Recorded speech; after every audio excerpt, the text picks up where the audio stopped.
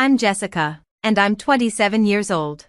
After graduating from vocational school, I began working in medical administration. It was a busy but rewarding job, and I felt a deep sense of fulfillment. However, I decided to quit when I got married. My husband, John, wanted me to focus on our home and asked me to take care of his mother.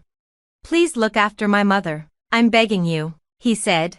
"Don't worry, I'll do my best to care for her," I assured him. I never saw myself as someone who clung to a career, so I had no doubts about stepping into this role. I met John through a mutual friend, and after a year of dating, we got married. By that time, he had already lost his father to illness and was living with his mother. "This will be a big help," John said. "I worry about her being all alone." "It's understandable. We can't leave your mother by herself," I agreed. I learned that his mother had fallen ill shortly after his father's passing, leaving her mostly bedridden. John had been managing most of the housework on his own. When I joined their household, my mother-in-law welcomed me warmly. "Let John handle the outside work, and please take over the house for me," she requested. "Yes, mother-in-law, I look forward to working with you," I replied. Our relationship was smooth. She was bedridden, so I naturally took on a dominant role in managing the household. However, the real issue lay in my relationship with John. As soon as we settled into married life, he began to grow distant. "Hey, how about we go for a drive on our next day off?" I suggested one day. "Your mother seems to be doing well, and I think half a day away won't be a problem." "Sorry, I'm tired," was all he said. "I want to rest properly that day."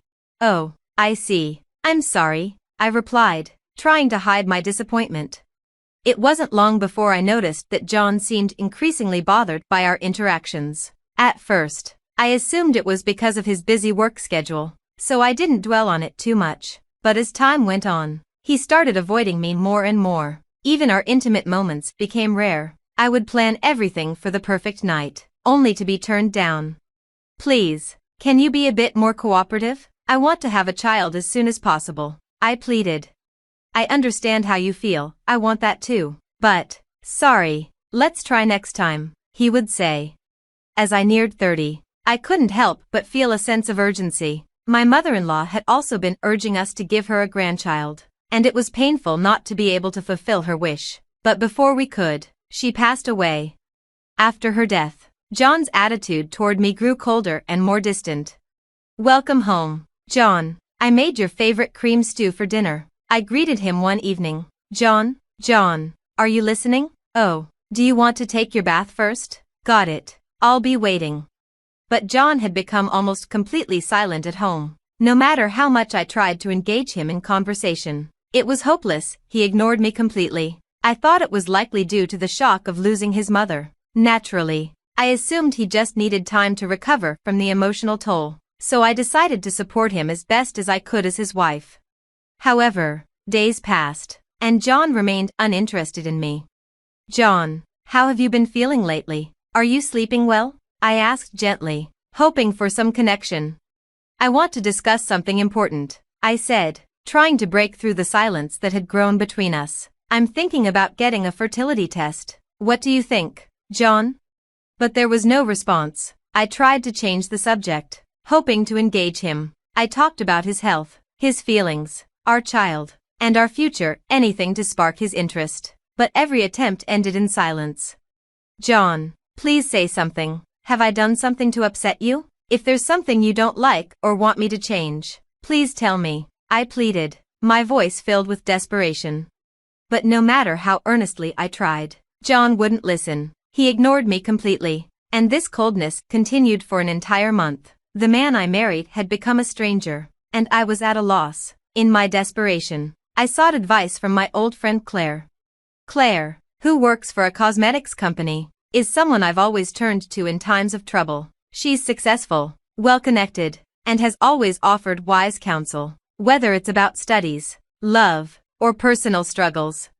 After hearing my story, Claire nodded solemnly. "That's unusual. A couple in their third year of marriage, living under the same roof, and the husband ignores the wife. That's not normal. You haven't done anything wrong, have you, Jessica?"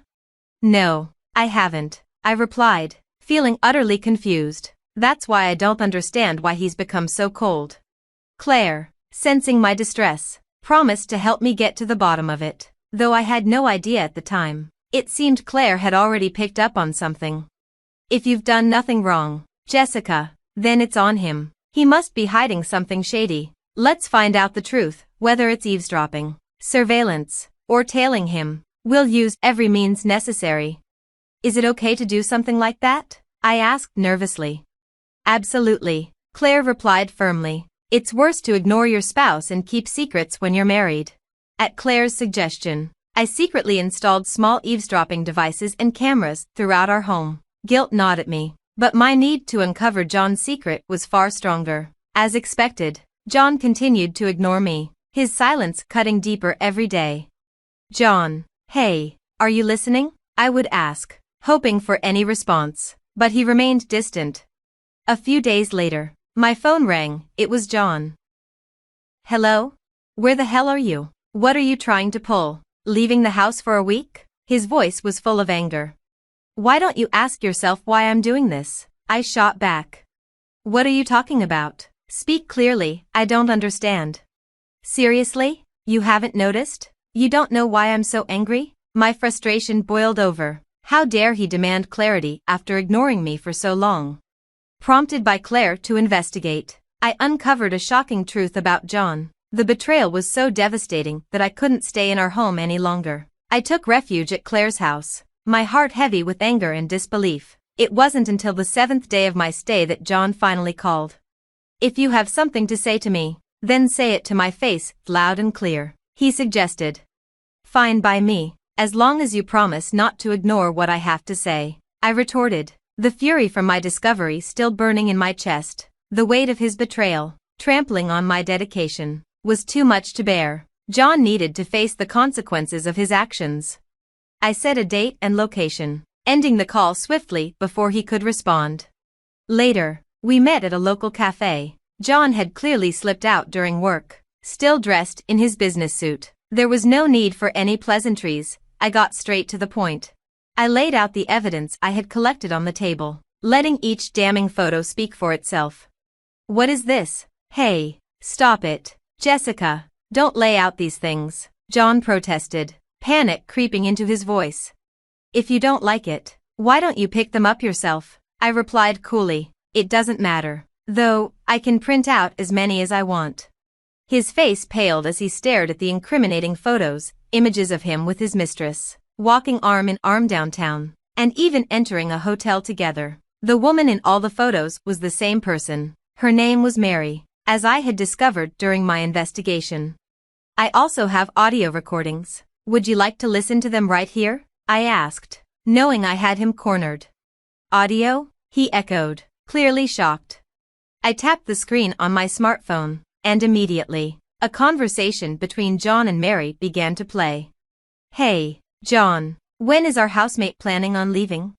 She'll be gone soon. She's losing her patience and will probably suggest a divorce. I wish she would just blow up at us, saying stop ignoring me. That would be the easiest for me. This is such a long-term scheme. Well, that's just like you, John, isn't it? When I cut off the audio, John looked frustrated, as if he was only now realizing he'd been caught. His expression was a mix of anger and desperation, as if he was on the verge of lashing out. John, I began, my voice steady despite the turmoil inside. You needed someone to take care of your mother, didn't you? That's why you married me. But now that your mother has passed away, I guess I'm no longer needed. John's true intention had always been Mary, but Mary had no desire to take care of his mother. So he chose me, the one willing to shoulder that responsibility. To him, it didn't matter who took on the burdensome duty of caregiving, as long as someone did. After his mother passed away, the housemaid was no longer needed, and that's when his plan to make life unbearable and push me toward divorce began to unfold.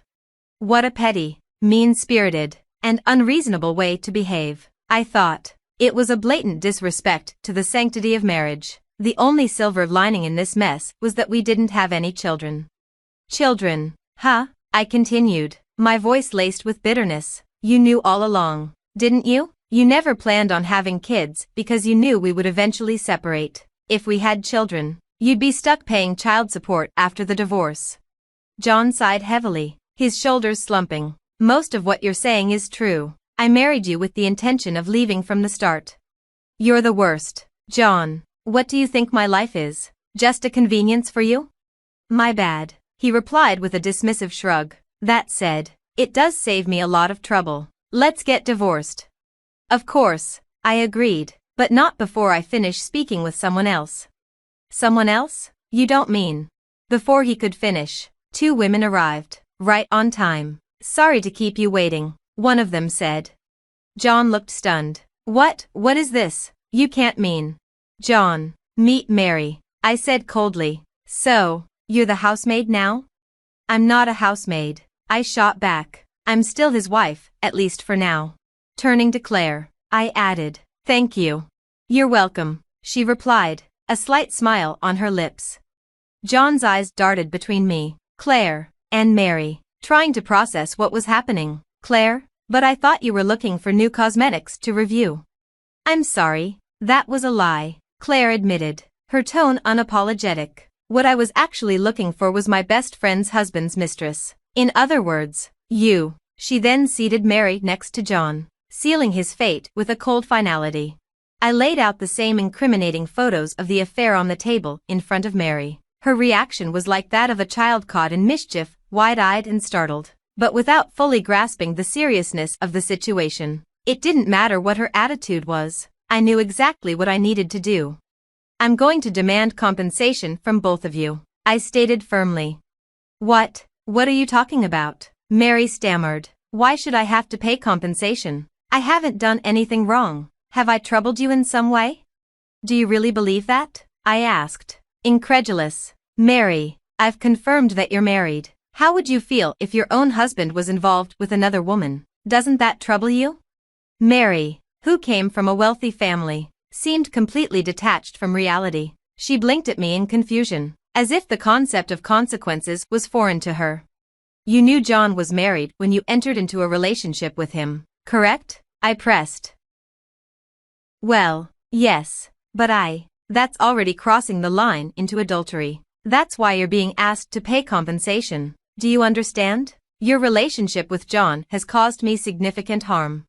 I was there first. I was with John before you got married, Mary protested, her voice rising. That may be true, I acknowledged, but it doesn't matter who was first. The fact remains that you committed adultery. That's enough. Whether she genuinely didn't understand or simply didn't want to, convincing Mary was a tiresome task. Eventually, she slumped onto the table, tears streaming down her face, wailing that her father would definitely scold her. I couldn't help but wonder if she meant her husband. The thought crossed my mind to inform her that I'd be sending a certified letter soon, but I decided against it. I'd probably have to start by explaining what a certified letter even was. While I dealt with Mary, John sat in silence, a solemn expression on his face. He knew the gravity of the situation, even if Mary didn't. John, sign these 2 documents, I said, sliding the papers across the table. One is the divorce agreement, and the other is the divorce petition. He looked over the documents, his expression tightening when he reached the section on compensation. $30,000? Isn't that too much? Don't underestimate the extent of my mental distress, I replied sharply. My words shut him up for good. The only sound left in the restaurant was Mary's soft, sniffling sobs. Later, our divorce went through without any issues. I confirmed that the compensation and asset distribution were transferred into the specified bank account in one lump sum. With that money, I decided to move into a slightly more expensive apartment, a fresh start. At last, it was a luxury I afforded myself to lift my spirits and mark the beginning of a new chapter. As for John, he had to sell his childhood home to cover the compensation. It was a pitiful sight. After paying the necessary amount, his finances were nearly wiped out, and the $30,000 he paid me wasn't the only debt he had to settle. In the end, John ended up owing well over $100,000. It turned out that Mary was the wife of an executive at one of John's company's crucial clients. When the executive discovered the affair through the certified mail I sent, complete with damning photos as evidence, he was furious. Mary had not only cheated on him but also betrayed his company by leaking sensitive information to John. This caused a major rift between the two companies, and John was caught in the fallout. John lost everything: his job, his reputation, and any support he had from his superiors and colleagues. He was fired and hit with a huge amount in damages. One of his former colleagues even mentioned that John was being given the cold shoulder by everyone he knew. "Poor guy," the colleague said, though there was little sympathy in his voice. "But he brought it on himself. Do you think he'll be repaying this debt for the rest of his life?" "Honestly, I believe that's exactly what will happen," I replied. John's future looked bleak. The overwhelming cost of his affair left him scrambling to make ends meet. He struggled to find another full-time job and eventually gave up, resorting to odd jobs to get by. The life he had so carefully constructed crumbled to dust, leaving him with nothing but regret. There are also rumors that the managing director was secretly working to stop John from finding a new job, but no one knows if that's true, and it's unlikely anyone would benefit from finding out. After his divorce, John reconnected with Mary, who had also gone through a divorce, and they started living together. However, things aren't going well for them. Mary spends money like water, and John's struggling to keep up. He works hard at jobs like warehouse cleaning, moving, and checking car parts, but the money he earns disappears quickly on Mary's shopping, cosmetics, makeup, bags, clothes, you name it. They constantly argue about money, and even though they're not cheating on each other anymore, their relationship is strained. John even called me once to ask for financial help because they were struggling. "What did you do?" you might ask. Of course, I refused. I have no obligation to help them. Why would I? After all, they used to call me a maid behind my back. It doesn't matter to me what happens to them now. After the divorce, I went back to my job in medical administration, and I'm happily working at a new place. I'm so busy that I barely have time to think, and that's just how I like it. When I do have free time, unpleasant memories creep back, and I start feeling down. The other day, I ran into the person who embodies all those bad memories, John. It was on my way home from work. On a lonely road at twilight, he called out to me, and when I turned around, I was shocked. John had completely changed. His hair and beard were long and unkempt, his skin was tanned, and his cheeks were thin and sunken. His clothes were dirty and ragged. I was surprised and appalled at how different he looked. "Hey, long time no see," he said. "Is that you, John?" I asked, taken aback. "Are you okay? Are you managing to eat every day?" I couldn't help but ask, even though I was supposed to despise him. Despite everything, his pitiful state tugged at my heartstrings. "I'm getting by, but it's not 3 meals a day." "What about work?" "Not much these days. I collect empty cans and old magazines during the day. If I take them to a dealer, they pay me by the pound." After we talked for a while, John hesitantly brought up the real reason he had approached me. "Listen, do you think we could try again?" "What about Mary? I thought you two were living together." "I broke up with her. She dumped me. She's probably gone back to her parents' home by now. I bet they'll arrange a marriage for her with someone suitable." As he talked about Mary, his face twisted with pain. It must have been a difficult breakup, even hard for him to talk about with me. But despite his current pitiful state, I couldn't offer him any help. The memory of the abuse I suffered is still fresh and infuriating. When I said this, John lowered his head in agreement. "I truly apologize for what I did back then. I'm not going to say it's okay, but let's both move on. Just don't approach me again. If you stalk me, I'll call the police."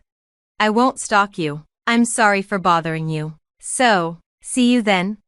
John slowly walked away down the dimly lit street, his figure fading into the distance. He looked so pitiful, so frustratingly pathetic. After that, I saw John a few times in line at a soup kitchen run by a non-profit organization. He had become so thin, and when he noticed me looking, he awkwardly turned his face away. Every time I see him, I think to myself that I never want to end up like that. He serves as a negative example, a reminder of what I want to avoid.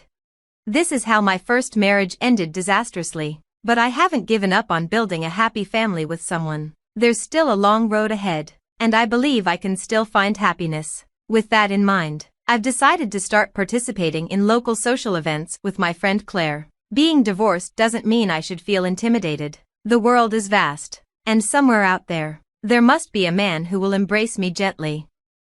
The letter trembled in my hands, its edges worn and yellowed with age. I hadn't meant to snoop, but when I saw it peeking out from beneath Dean's stack of bills, curiosity got the better of me. Now, standing in his study, my heart raced as I unfolded the paper, revealing a secret that would change everything. "Evelyn, where are you?" Dean's voice echoed from downstairs, startling me. I quickly refolded the letter and shoved it back into its hiding place. "Coming!"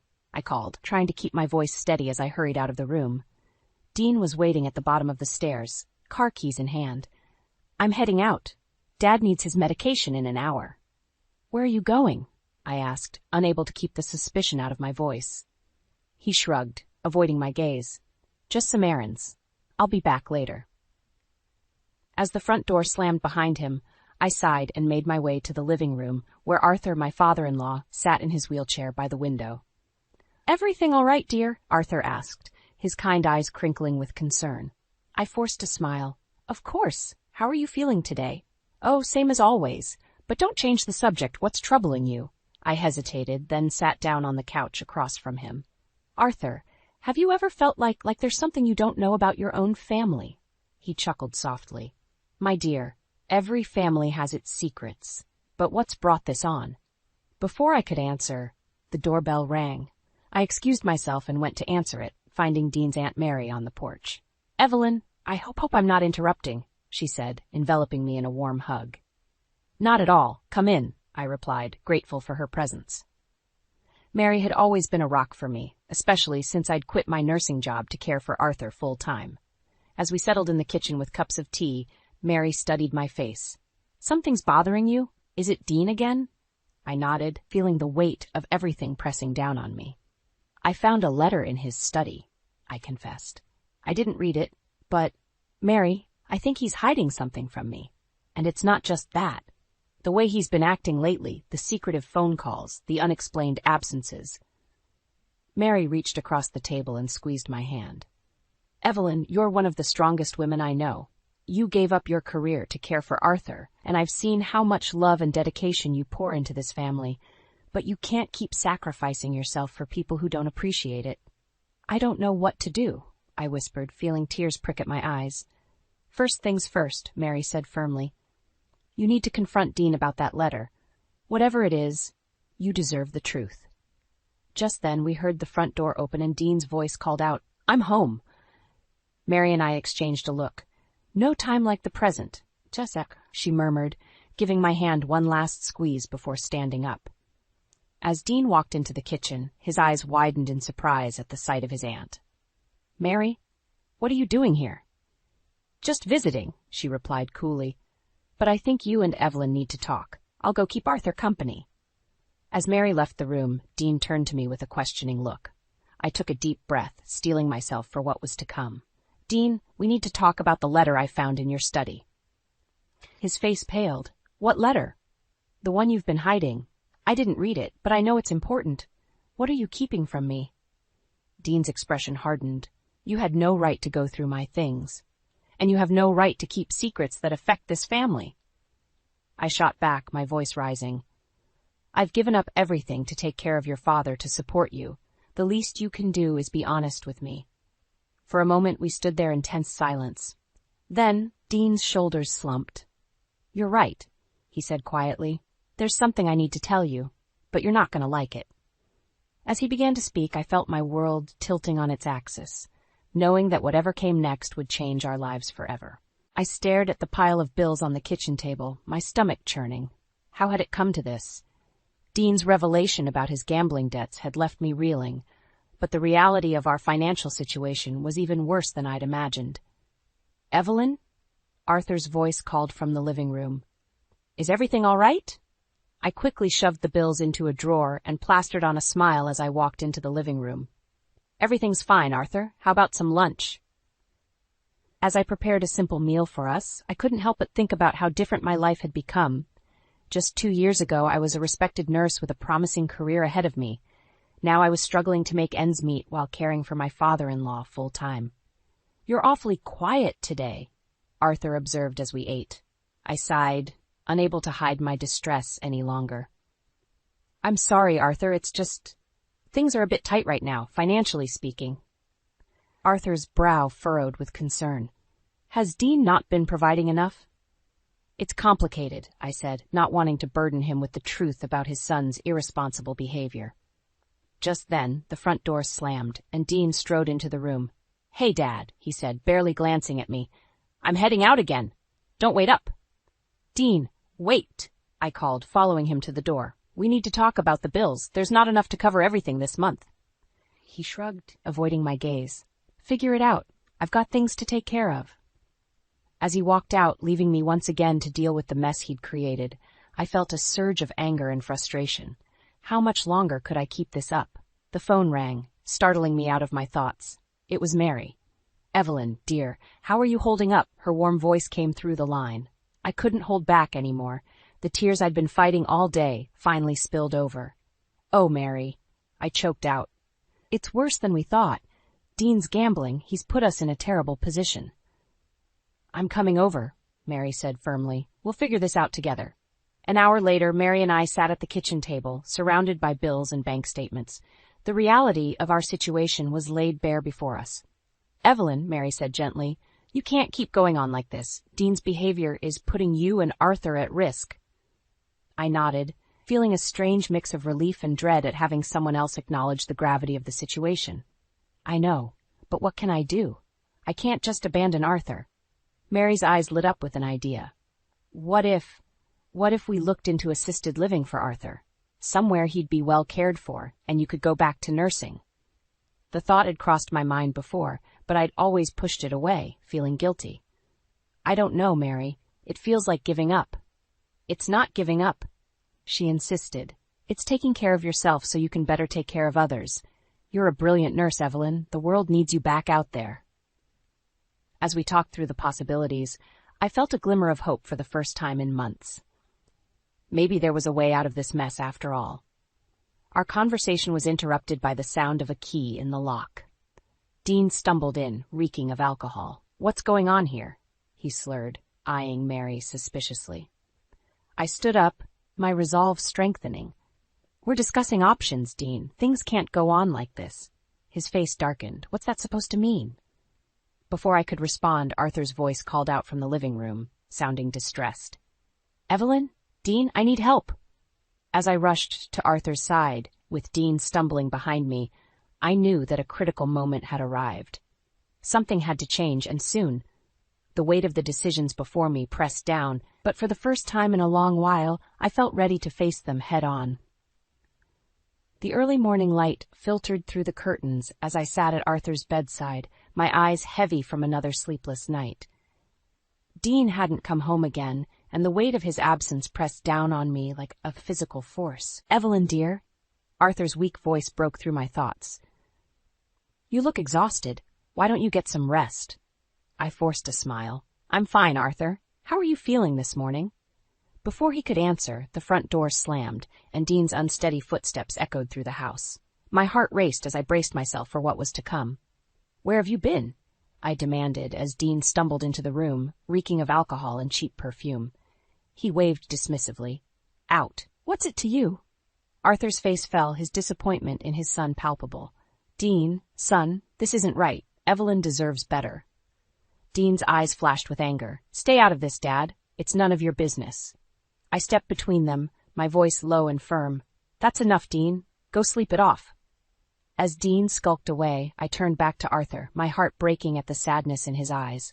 "I'm so sorry, Arthur. You shouldn't have to see this." He reached out and squeezed my hand. "It's not your fault, my dear. You've been nothing but a blessing to this family."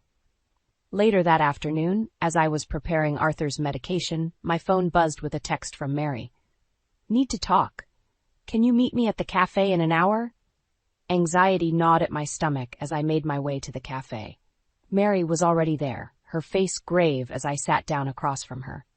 "Evelyn, I've discovered something," she said without preamble. "Dean's been making large withdrawals from Arthur's accounts." The world seemed to tilt on its axis. "What? How is that possible? Mary slid a stack of bank statements across the table. He must have gotten power of attorney at some point. Evelyn, he's been siphoning off thousands of dollars. My hands shook as I flipped through the papers, the evidence of Dean's betrayal laid out in black and white. How could he do this to his own father? I'm so sorry, dear, Mary said, reaching out to squeeze my hand. But you need to know the truth. This can't go on. As I drove home, my mind raced with the implications of what I'd learned. How could I confront Dean? How could I protect Arthur? I walked into the house to find Dean pacing in the living room, his face flushed with anger. Where have you been? He demanded. Dad needed his medication an hour ago. Guilt and anger warred within me. I was out, and don't you dare lecture me about responsibilities when you've been stealing from your own father. Dean's face paled. What are you talking about? I pulled out the bank statements. I know everything, Dean. How could you? For a moment, he looked like he might deny it. Then his expression hardened. You don't understand. I had debts to pay. I had no choice. There's always a choice, I spat. And you chose to betray your family. Our shouting match was interrupted by a crash from Arthur's room. We both raced in to find him on the floor, his wheelchair overturned. Arthur, I cried, kneeling beside him. Are you all right? He groaned in pain. I heard shouting. I was trying to come see what was wrong. As I helped Arthur back into bed, checking him for injuries, Dean hovered uselessly in the doorway. The contrast between his neglect and Arthur's concern for us, even in his weakened state, was stark. I turned to Dean, my voice cold. This ends now. I want you out of this house by tomorrow. His eyes widened in disbelief. You can't be serious. This is my house. Not anymore, I said, my resolve strengthening with each word. I'm calling a lawyer in the morning. We're getting a divorce, Dean, and I'm going to make sure Arthur is protected from you. As Dean stormed out, slamming the door behind him, I sat on the edge of Arthur's bed, my hand in his. The road ahead would be difficult, but for the first time in months, I felt a glimmer of hope. Change was coming, and I was ready to face it head on. The morning after my confrontation with Dean, I woke to an eerie silence in the house. My heart raced as I rushed to Arthur's room, fearing the worst. To my relief, he was sleeping peacefully. As I checked his vitals, I steeled myself for the day ahead. Today was the day I would meet with the divorce lawyer. I had just finished helping Arthur with his breakfast when the doorbell rang. My stomach dropped as I opened the door to find Dean standing there, looking haggard but determined. We need to talk, Evelyn, he said, pushing past me into the house. I crossed my arms, standing my ground. I have nothing to say to you, Dean. I'm meeting with a lawyer today. It's over. His face contorted with anger. You can't do this to me, to us. Think about Dad. I am thinking about Arthur, I shot back. I'm thinking about how you've been stealing from him, neglecting him. He deserves better, and so do I. Dean's eyes narrowed. You don't know what you're talking about. You have no idea what I've been dealing with. Then enlighten me, Dean, I challenged. What could possibly justify what you've done? He hesitated, then reached into his pocket and pulled out a crumpled piece of paper. With a start, I recognized it as the letter I'd found in his study weeks ago. Read it, he said, thrusting it towards me. With trembling hands, I unfolded the letter. As I read, my world tilted on its axis. It was from a woman claiming to be Dean's half-sister, the product of an affair Arthur had years ago. She was demanding money to keep quiet about the scandal. I looked up at Dean, stunned. Is this why you've been taking money from Arthur's accounts? He nodded, his shoulders sagging. I didn't know what else to do. I couldn't let this destroy Dad's reputation. But the demands kept getting bigger, and then I started gambling, thinking I could win enough to pay her off. I felt a mix of emotions, anger at Dean's deception, sympathy for the impossible situation he'd found himself in, and a deep sadness for Arthur. Why didn't you tell me? I asked softly. I was ashamed, Dean admitted. I thought I could handle it on my own, but I've made such a mess of everything. Before I could respond, we heard a crash from Arthur's room. We rushed in to find him on the floor, gasping for breath. Arthur, I cried, kneeling beside him. Dean, call an ambulance. As we waited for the paramedics, I held Arthur's hand, my mind racing. How could I leave now, knowing the truth? But how could I stay after everything that had happened? At the hospital, Mary met us in the waiting room. As Dean paced anxiously, I pulled her aside and told her everything. "Oh, Evelyn," she said, her eyes filling with tears. "What a terrible burden you've all been carrying." The doctor emerged, his face grave. "Mr. Thompson has had a severe stroke. The next 24 hours will be critical." As Dean broke down, I felt a strange calm settle over me. In that moment, I knew what I had to do. I approached Dean, my voice steady. "I'm not going to abandon Arthur now. But things have to change, Dean. No more secrets, no more lies. We need to face this together, for Arthur's sake." Dean looked up at me, his eyes red-rimmed. "What are you saying?" I took a deep breath. "I'm saying I'll put the divorce on hold for now. But you need to come clean about everything. To me, to Arthur when he's well enough, and to this woman claiming to be your sister. We'll figure out how to handle it together." As Dean nodded, relief and gratitude washing over his face, I felt the weight of my decision settle on my shoulders. The path ahead would be difficult, but I knew in my heart it was the right choice. For better or worse, we were family, and families face their demons together. The hospital room was eerily quiet, save for the steady beep of Arthur's heart monitor. I sat by his bedside, my hand gently clasping his, willing him to wake up. It had been 3 days since his stroke, and the doctors were cautiously optimistic about his recovery. Dean burst into the room, his face flushed with excitement. "Evelyn, I've got great news. I've found a way to fix everything." I raised an eyebrow, skeptical. "What are you talking about, Dean?" He pulled up a chair, leaning in close. "I've been in touch with a guy who can get us quick cash. We can pay off my sister, cover Dad's medical bills, and start fresh. All I need is your signature on a few documents." My heart sank. "Dean, no. We agreed no more secrets, no more schemes. What kind of documents?" He hesitated, then pulled out a stack of papers. "It's just a small loan against the house. We'll pay it back in no time, I promise." I leafed through the documents, my blood running cold as I realized the implications. "This isn't a small loan, Dean. This is practically signing away our home. How could you even consider this?" "What choice do we have?" he hissed, glancing nervously at Arthur. "We're drowning in debt, and my sister is threatening to go public. This is our only way out." I stood up, my voice shaking with anger. "No, Dean, this ends now. I won't let you gamble away our future on another one of your schemes." His face darkened. "You don't understand. If you don't sign these papers, I'll lose everything. We'll lose everything." "Maybe that's what needs to happen," I said softly, the realization hitting me like a ton of bricks. Maybe we need to lose it all to find our way back. Just then Mary walked in, her eyes widening as she sensed the tension in the room. "What's going on here?" I turned to her, my decision crystallizing. "Mary, I need your help. Can Arthur stay with you for a while when he's released?" "Of course," she said, looking confused. "But why?" I took a deep breath. "Because I'm leaving, Mary. I can't do this anymore." Dean jumped up, panic in his eyes. "Evelyn, you can't be serious. What about Dad? What about us?" "There is no us anymore, Dean," I said, my voice surprisingly steady. "I've given everything I have to this family, but I can't keep sacrificing myself. It's time I start taking care of me." As the weight of my words sank in, Arthur's eyes fluttered open. "Evelyn," he croaked, his voice weak but clear. I rushed to his side, tears streaming down my face.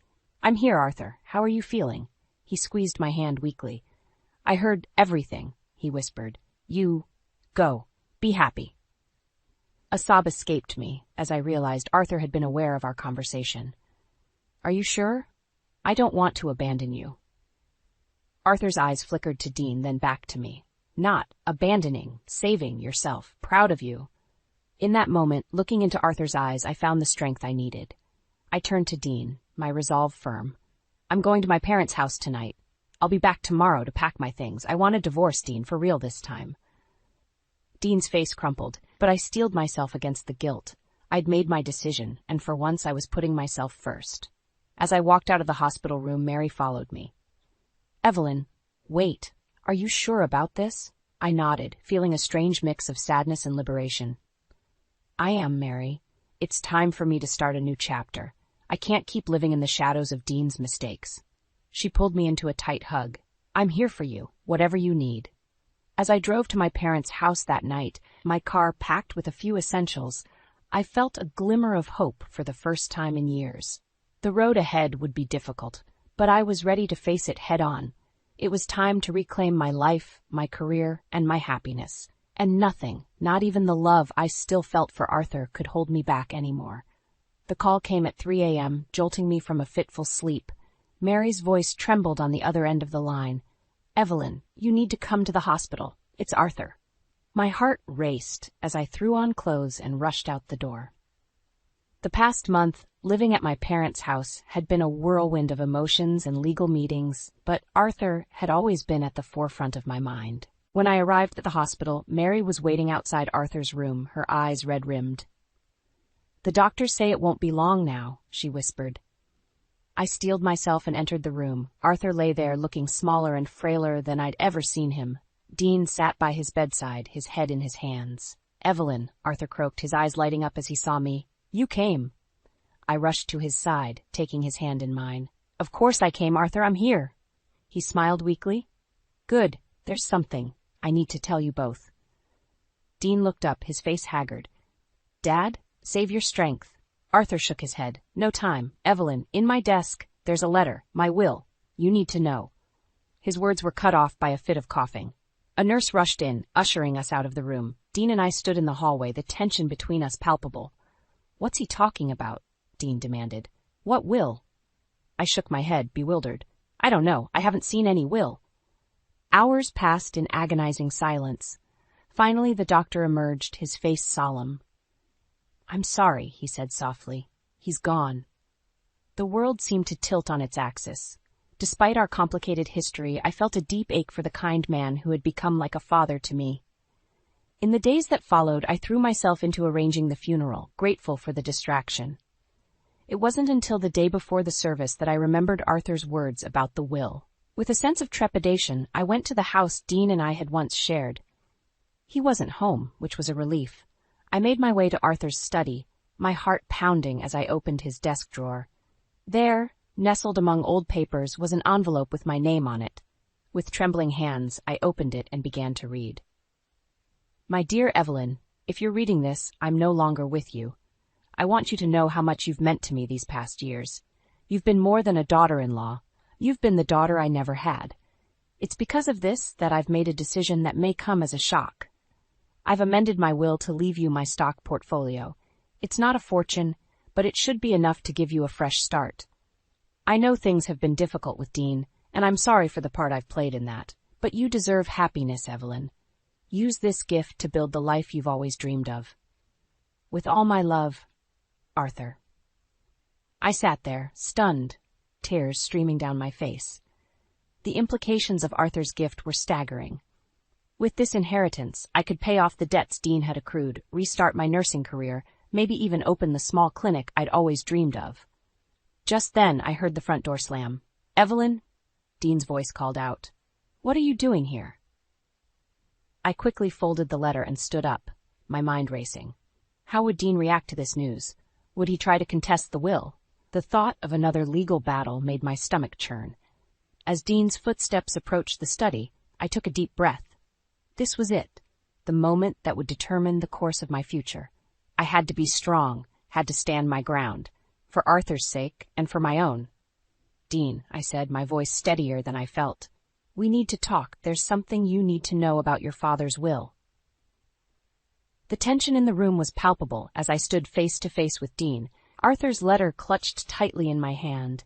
His eyes darted between my face and the paper, a mix of confusion and suspicion etched across his features. "What's going on, Evelyn? What's this about Dad's will?" I took a deep breath, steeling myself for the storm I knew was coming.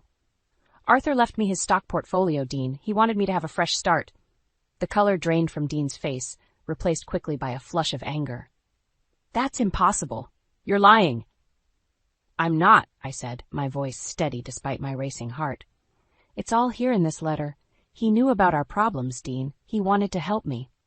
Dean lunged forward, trying to snatch the letter from my hand. I stepped back, narrowly avoiding his grasp. "You manipulated him," he shouted. "You turned my own father against me." "No, Dean," I said firmly. "You did that all on your own." Just then the doorbell rang. We both froze, staring at each other. After a moment, I heard Mary's voice calling from outside. "Evelyn? Dean? Are you in there?" I moved towards the door, but Dean blocked my path. "Don't you dare," he hissed. "We can't hide from this, Dean," I said, pushing past him. "It's time for the truth to come out." I opened the door to find Mary standing there with a concerned look on her face. "What's going on?" she asked, taking in our tense postures. "Come in, Mary," I said, ignoring Dean's protests. "There's something you need to know." Over the next hour, I laid bare everything. Dean's gambling debts, his theft from Arthur's accounts, the mysterious half-sister demanding money. Mary listened in shocked silence, her eyes widening with each revelation. "Is this true, Dean?" she finally asked, her voice trembling. Dean's shoulders slumped in defeat. I didn't mean for it to go this far," he mumbled. Mary turned to me, her eyes filled with a mix of sorrow and admiration. "Oh, Evelyn, I had no idea you were carrying all of this. Why didn't you tell me sooner?" "I wanted to protect Arthur," I said softly. "And I guess a part of me still hoped Dean would change." Dean's head snapped up at that, his eyes blazing. "Change? You never gave me a chance, and now you're stealing my inheritance." "That's enough," Mary's voice cracked like a whip. "Dean, you've brought this on yourself. Evelyn has every right to that money after everything she's done for this family." As Dean and Mary argued, I felt a strange sense of calm wash over me. For the first time in years, I wasn't carrying the weight of Dean's secrets alone. The truth was out, and with it came a sense of liberation. Suddenly, Dean turned to me, his face contorted with desperation. "Evelyn, please, we can work this out. I'll change, I promise. Just don't take everything from me." For a moment, I faltered. Despite everything, a part of me still cared for the man I had once loved. But then I remembered Arthur's words in his letter. "You deserve happiness, Evelyn." I straightened my shoulders, looking Dean in the eye. "I'm not taking everything from you, Dean. I'm taking back what's rightfully mine. My freedom, my future, and the gift Arthur wanted me to have." Dean's face crumpled, and he sank to his knees, sobs racking his body. Mary moved to comfort him, but I knew my part in this scene was over. As I walked out of the house that had once been my prison, I felt a mix of emotions: relief, sadness, and a glimmer of hope for the future. The road ahead would be challenging, but for the first time in years, I was ready to face it head-on. Little did I know, the biggest challenge was yet to come. As I reached my car, my phone buzzed with a message from an unknown number. "I know about the inheritance. We need to talk. Your husband's sister." My hand trembled as I stared at the screen. Just when I thought it was over, a new storm was brewing on the horizon. My hands trembled as I sat across from Sarah, Dean's half-sister, in a quiet cafe. Her resemblance to Arthur was uncanny, a painful reminder of the family's tangled web of secrets. "I'm not here to cause trouble," Sarah said, her voice soft but firm. "I just want what's rightfully mine." I took a deep breath, steeling myself. "I understand, Sarah, but you have to know, the money Dean was sending you, it wasn't his to give. He was stealing from Arthur, from the family." Sarah's eyes widened in shock. "I had no idea. I thought Arthur was trying to make amends through Dean." As we talked, a plan began to form in my mind. "Sarah," I said, leaning forward, "what if we could honor Arthur's memory and make things right for everyone?" An hour later, I stood before Dean, Mary, and Sarah in Arthur's old study. The tension in the room was palpable. "I've made a decision," I announced, my voice steadier than I felt. "I'm going to use part of the inheritance to set up a trust for Sarah. It's what Arthur would have wanted." Dean's face contorted with rage. "You can't do that. It's my family's money." "No, Dean," Mary interjected, her voice firm. "It's Evelyn's money now, and she's doing the right thing." As Dean stormed out, slamming the door behind him, I felt a weight lift from my shoulders. For the first time in years, I was taking control of my life. The next few months were a whirlwind of change. I returned to nursing, throwing myself into work with a passion I'd forgotten I had. The remaining money from Arthur's stocks allowed me to open a small clinic in an underserved area of town. One evening, as I was locking up the clinic, I saw a familiar figure approaching. It was Dean, looking haggard and humbled. "Evelyn," he said, his voice hoarse, I need help." For a moment I felt the old urge to rush to his aid, but then I remembered everything we'd been through, everything I'd learned about myself. "I'm sorry, Dean," I said, my voice gentle but firm. "I can't be the one to save you anymore, but there are programs that can help if you're ready to change."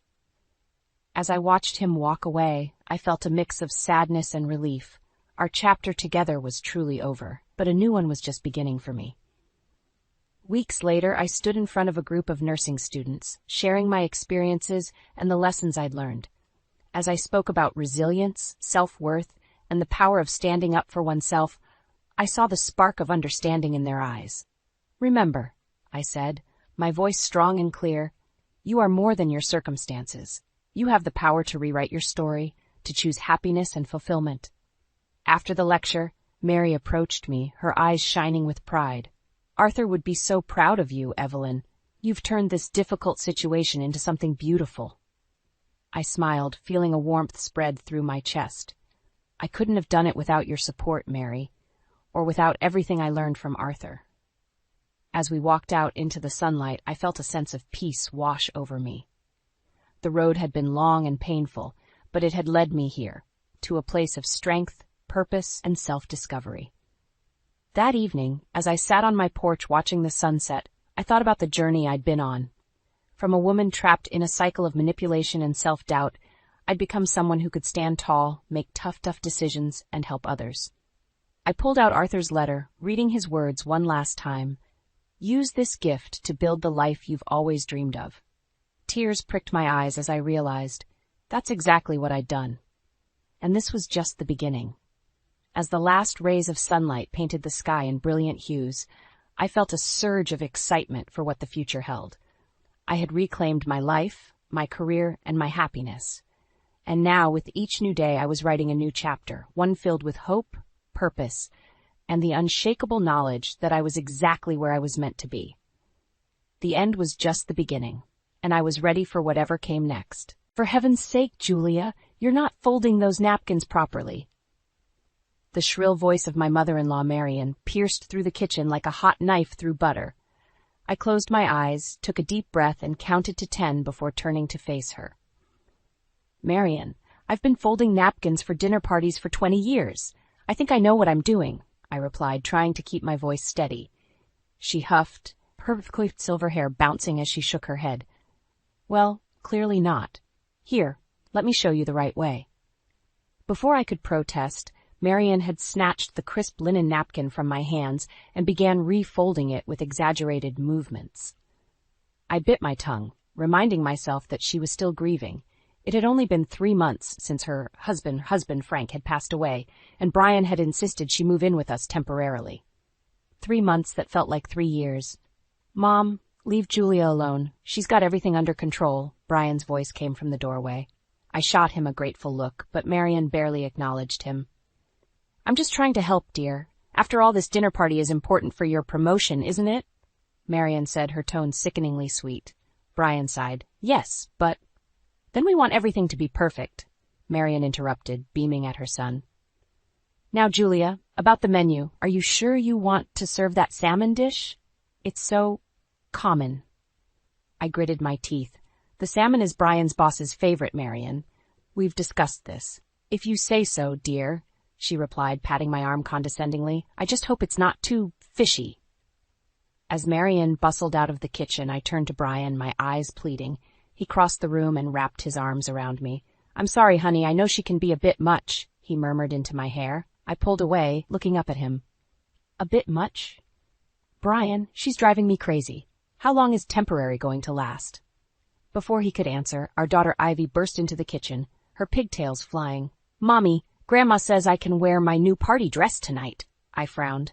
"Ivy, sweetie, we talked about this. That dress is for special occasions, not dinner at home." Ivy's face fell, but Grandma said— "I don't care what Grandma said," I snapped, immediately regretting my harsh tone as Ivy's eyes welled up with tears. Brian knelt down beside her.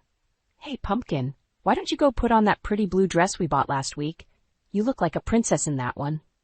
Ivy nodded glumly and trudged out of the kitchen. I sank into a chair, feeling defeated. "I'm sorry, Brian. I didn't mean to snap at her." He squeezed my shoulder. "It's okay. We're all under a lot of stress right now."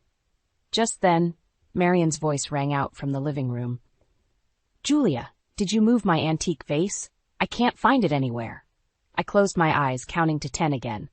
"I'd better go deal with that," I muttered, standing up. As I walked into the living room, I froze.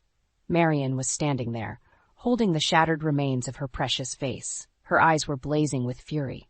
"What have you done?" she hissed. "I didn't touch it, Marion. I swear," I stammered, my heart racing. She advanced on me, pieces of porcelain crunching under her feet. "Don't lie to me. You've always been jealous of my things. You probably did this on purpose."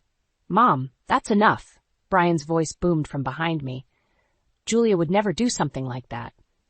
Marion's face crumpled, and she burst into tears. "Oh, Brian, your father gave me that vase on our 25th anniversary. It's all I have left of him." As Brian rushed to comfort his mother, I stood there, shell-shocked. How had a simple dinner party preparation turned into this nightmare? And how much longer could I endure living under the same roof as Marion? Little did I know this was just the beginning of a storm that would tear our family apart and push me to limits I never thought possible. The morning after the disastrous dinner party, I found myself standing in the kitchen, staring at the pile of bills on the counter.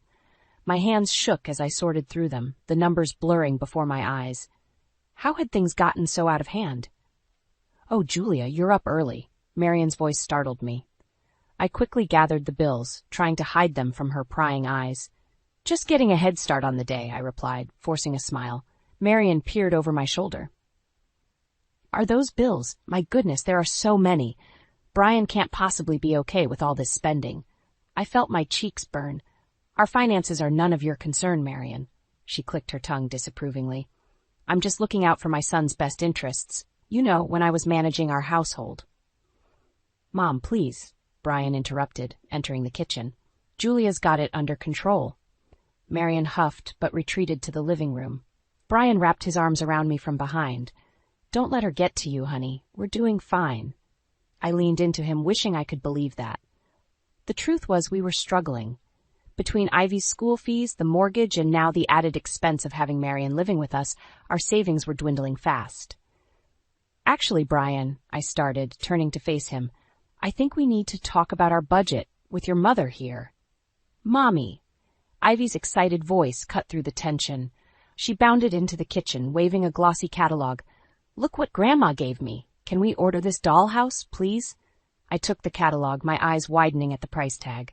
"Sweetie, this is very expensive. We can't afford." "Oh, don't be such a killjoy, Julia," Marion chimed in, following Ivy. "Every little girl deserves a beautiful dollhouse. I'd be happy to contribute." I gritted my teeth. "Marion, we've talked about this. You can't keep buying Ivy expensive gifts." "Well, someone has to spoil her," Marion retorted. "Lord knows you're too busy pinching pennies to give her any treats."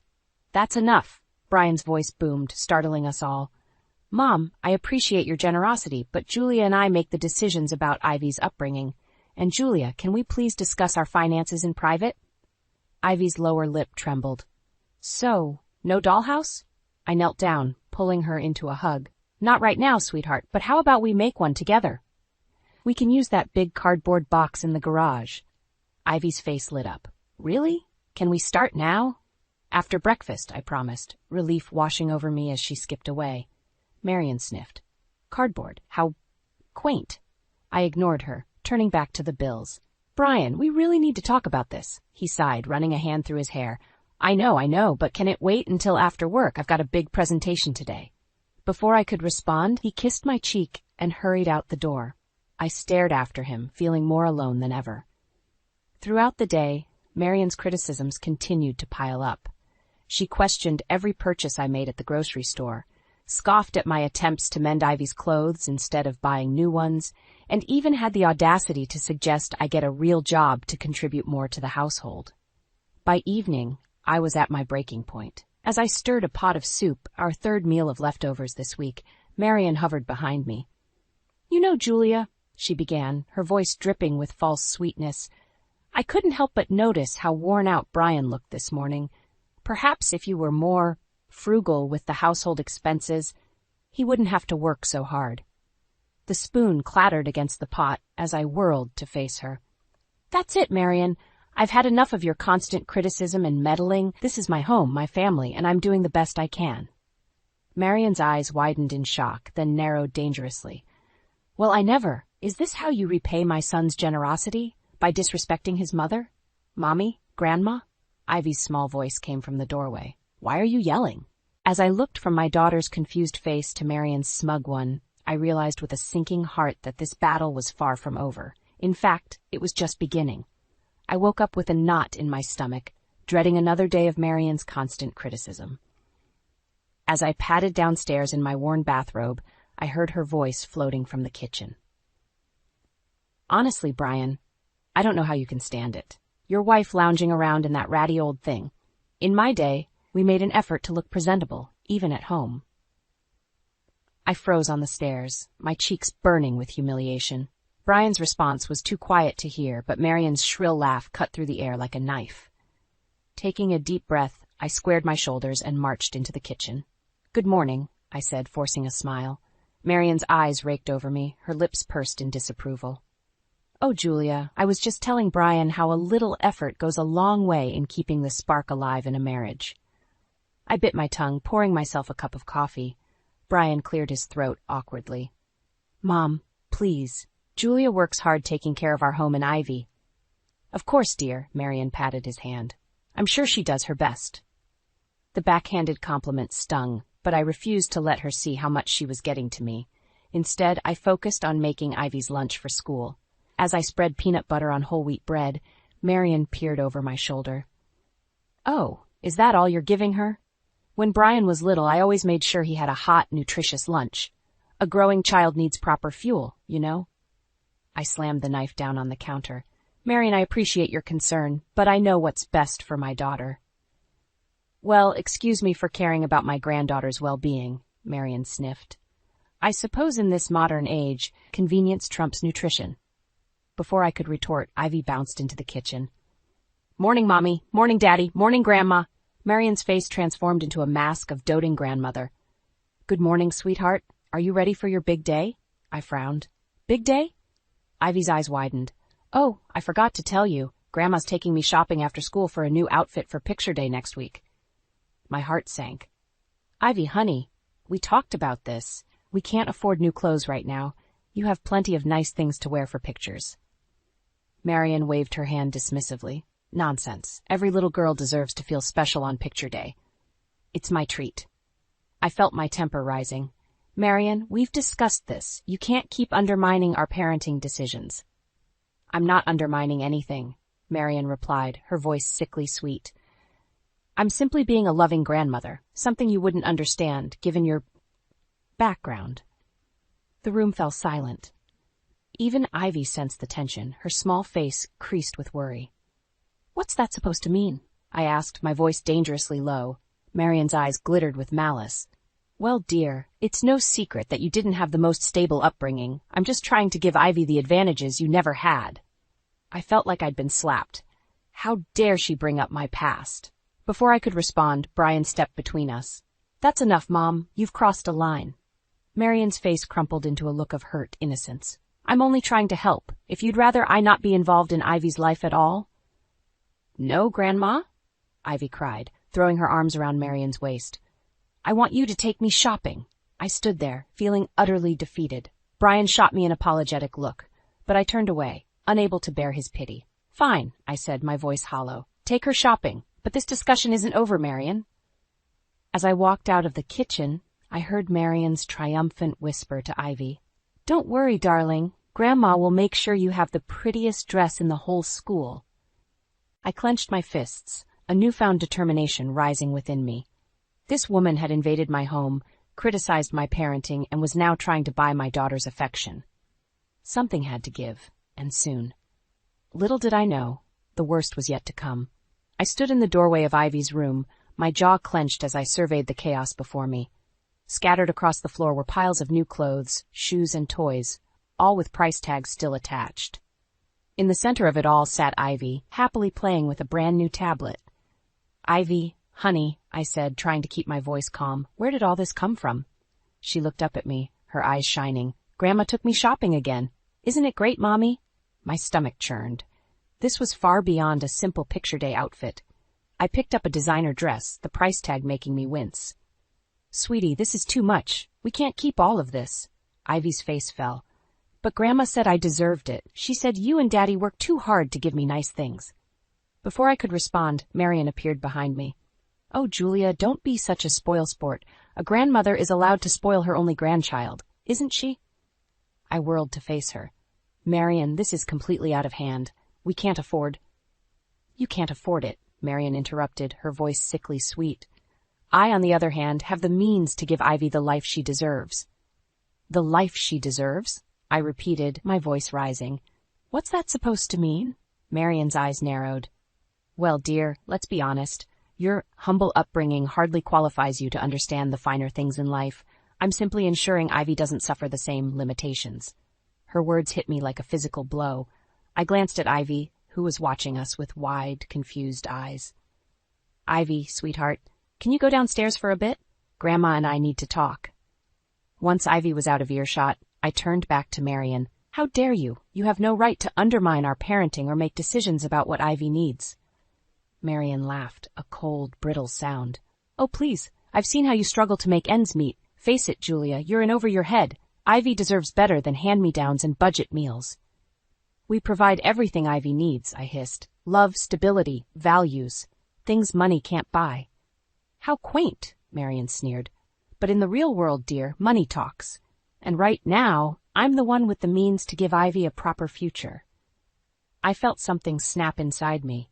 This ends now, Marian. I want you out of our house. Her eyes widened in mock surprise. Oh my, such hostility. I wonder what Brian would say if he knew how you were treating his poor widowed mother. As if on cue, I heard the front door open. I'm home, Brian called from downstairs. Marian's face twisted into a triumphant smirk. Well, why don't we ask him? She brushed past me, heading for the stairs. Panic rose in my throat as I followed her. I couldn't let her twist the situation to her advantage. In the living room, Brian was hugging Ivy. He looked up as we entered, his smile fading as he sensed the tension. What's going on? Marian's eyes welled with tears. Oh, Brian, I'm afraid there's been a terrible misunderstanding. Julia seems to think I'm overstepping by buying a few things for Ivy. A few things? I sputtered. Brian, you should see Ivy's room. It's like a department store exploded in there. Brian looked between us, confusion etched on his face. Mom, we talked about this. You can't keep buying Ivy expensive gifts. But, darling, Marian simpered, I'm only trying to help. You work so hard, and Julia, well, she does her best, I suppose. I felt my face flush with anger. That's it, Brian, I can't do this anymore. It's me or your mother. She has to go. The room fell silent. Brian's eyes widened in shock while Marian gasped dramatically. Ivy, sensing the tension, clung tighter to her father's leg. Julia, Brian said slowly, you can't be serious. She's my mother. Where would she go? I stood my ground, my heart pounding. I am serious, Brian. This is our family, our home, and I won't let her destroy it. As I looked at the faces around me, Brian's shock, Marian's smug defiance, and Ivy's confusion, I realized I had reached a point of no return. Whatever happened next would change our family forever, and I was ready for it. I sat on the edge of my bed, clutching the small, handmade photo frame Ivy had given me for Mother's Day last year. It wasn't much, just popsicle sticks glued together and decorated with glitter and seashells, but it meant the world to me. Inside was a picture of Ivy and me, both laughing, our faces pressed close together. It was my anchor in the storm Marian had brought into our lives. Julia? Brian's voice called from downstairs. Can you come down for a minute? I sighed, placing the frame carefully on my nightstand before heading down. In the living room, Brian and Marian sat on opposite ends of the couch, both looking tense. What's going on? I asked, my guard immediately up. Brian cleared his throat. Mom and I have been talking, and we think we've found a solution to make things easier for everyone. Marian nodded, her face a mask of concern. We know things have been difficult, dear, so I've decided to move out. For a moment, relief washed over me. Then I saw the glint in Marian's eyes and my stomach dropped. That's good, I said cautiously. Where will you go? Brian shifted uncomfortably. Well, that's the thing. Mom's found a nice little apartment nearby, but it's a bit more than she can afford on her own, so you're going to help her pay for it, I finished, my voice flat. Marian reached out, patting my hand. Now, Julia, I know money's tight, but Brian assures me you can manage. After all, with me out of the house, you'll save on groceries and utilities. I pulled my hand away, fighting the urge to scream.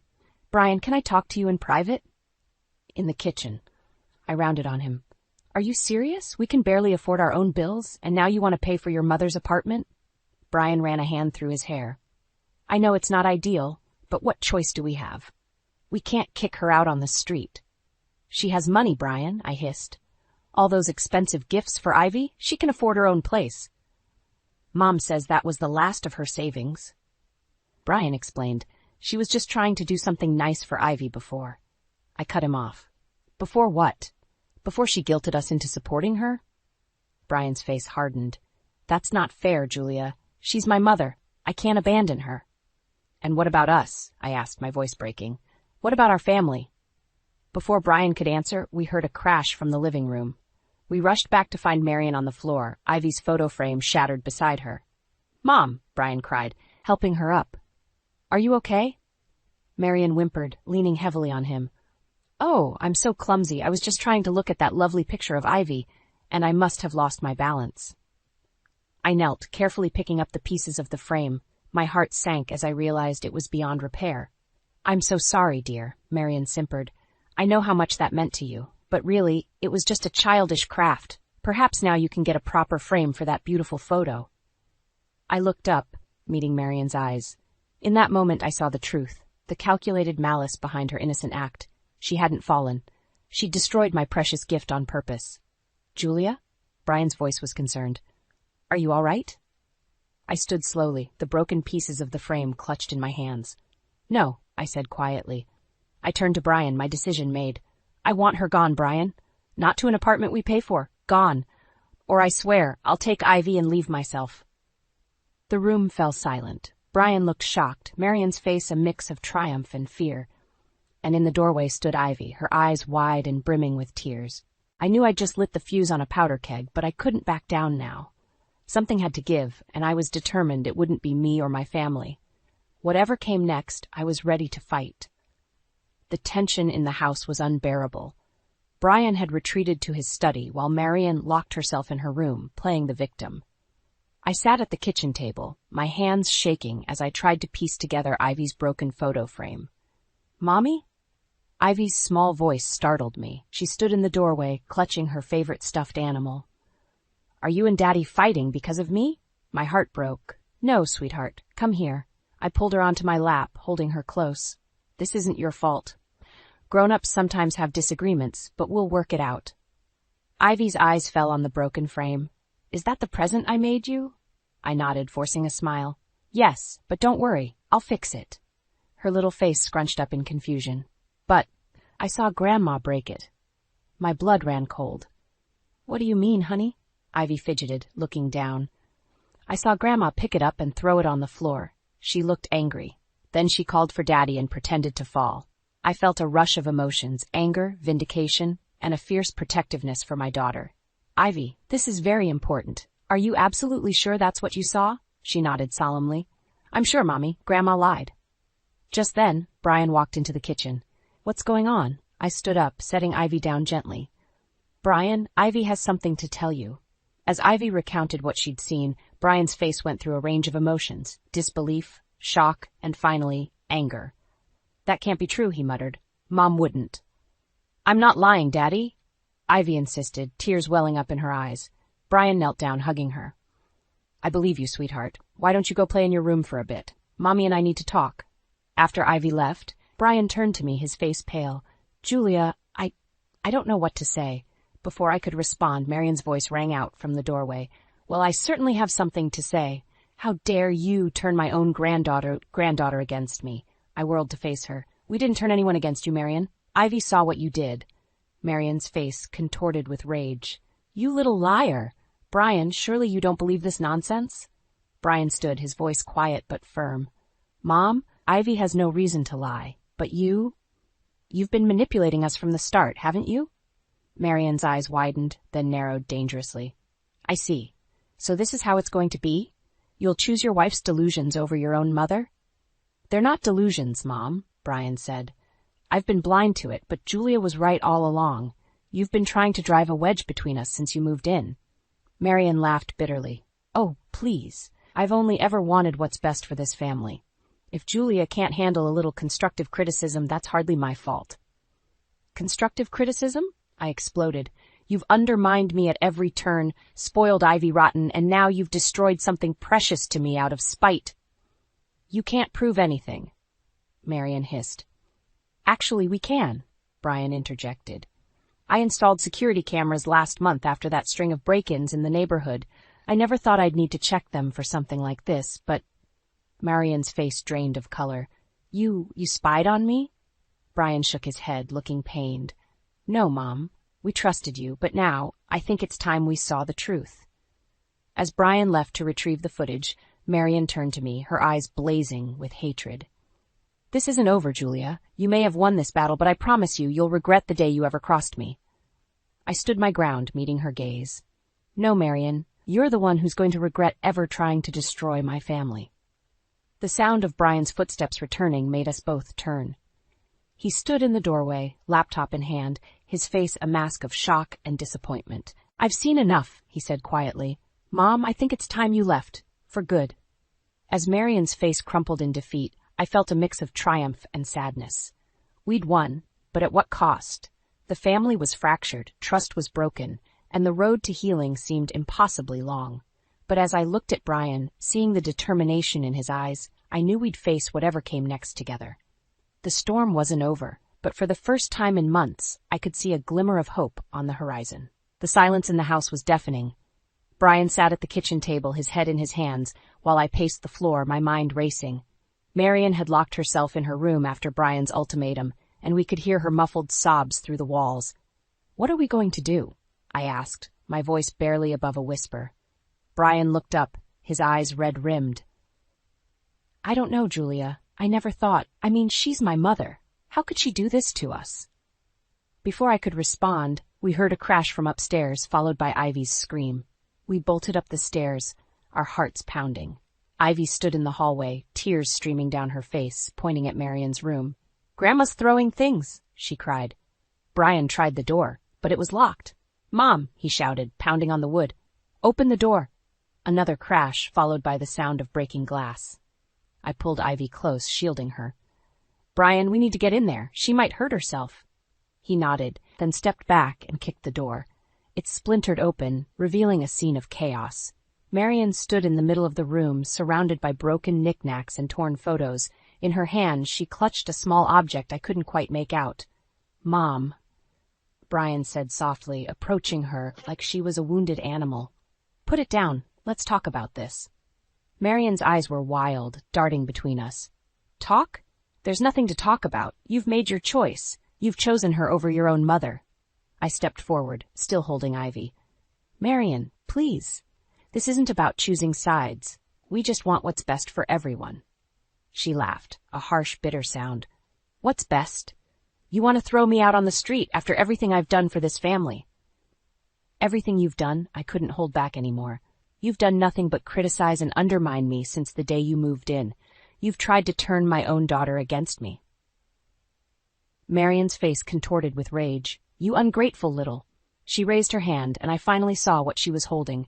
A small, ornate letter opener that had belonged to her late husband. Brian lunged forward, grabbing her wrist. Mom, stop! This isn't you! As they struggled, I pushed Ivy behind me, my heart racing. Suddenly, Marion wrenched free, the letter opener slicing through the air. I felt a sharp sting on my cheek, and warm blood trickled down my face. The room fell silent. Marion stared at the blood on the letter opener, her face a mask of shock. Brian looked between us, horror etched on his features, and behind me, Ivy began to sob. Oh, God, Marion whispered, the letter opener clattering to the floor. What have I done? Brian moved quickly, grabbing a towel and pressing it to my cheek. Julia, are you okay? We need to get you to a hospital. I nodded, still in shock. As Brian guided me out of the room, I heard Marion's broken voice behind us. Brian, I'm sorry, I didn't mean. He turned, his voice cold. Save it, Mom. We're done here. When we get back, I want you gone. Do you understand? Gone. As we made our way downstairs, Ivy clinging to my side, I felt a mix of emotions washing over me. Relief that the confrontation was over, fear for what the future held, and a deep, aching sadness for the family that had been torn apart. In the car on the way to the hospital, Brian reached over and squeezed my hand. I'm so sorry, Julia, for everything. I should have seen it sooner. I should have protected you and Ivy. I squeezed back, wincing at the pain in my cheek. We'll get through this, Brian. Together. As we drove into the night, I knew that while one chapter of our lives was ending, another was just beginning. The road ahead would be difficult, but for the first time in months, I felt hope blooming in my chest. Whatever came next, we would face it as a family, stronger and more united than ever before. 6 months had passed since that fateful night. The small scar on my cheek had faded, but the emotional wounds were still healing. As I stood in our freshly painted living room, I couldn't help but marvel at how much had changed. The doorbell rang, startling me from my reverie. Brian appeared from the kitchen, squeezing my hand reassuringly before opening the door. There stood Marion, a shadow of her former self. Gone were the designer clothes and perfectly coiffed hair. Instead, she wore a simple blouse and slacks, her gray hair pulled back in a modest bun. "Come in, Mom," Brian said, his voice neutral. Marion stepped inside, her eyes darting nervously around the room before settling on me. "Julia," she said softly, "thank you for agreeing to see me." I nodded, my throat tight.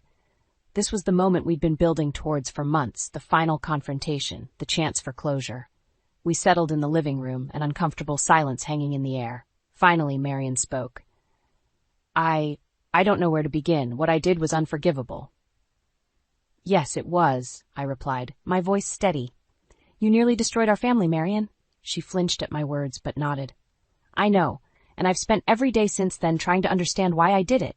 The therapist I've been seeing, she's helped me see how my own insecurities and fears drove me to lash out at you." Brian leaned forward. "That's no excuse, Mom. You hurt Julia. You manipulated Ivy. "I know," Marion interrupted, tears welling in her eyes. "I know, and I'm so sorry. I've been working hard these past months. I got a job at the local library. I've been volunteering at the senior center. I'm trying to be a better person, to make amends." I studied her face, searching for any sign of the manipulative woman who had tormented me for so long. Instead, I saw genuine remorse and a deep, aching sadness. "Marion," I said slowly, "I appreciate your apology. But you have to understand, trust isn't rebuilt overnight. It will take time, a lot of time, before we can even think about having you back in our lives in any significant way." She nodded, wiping away a tear. "I understand. I don't expect forgiveness, Julia.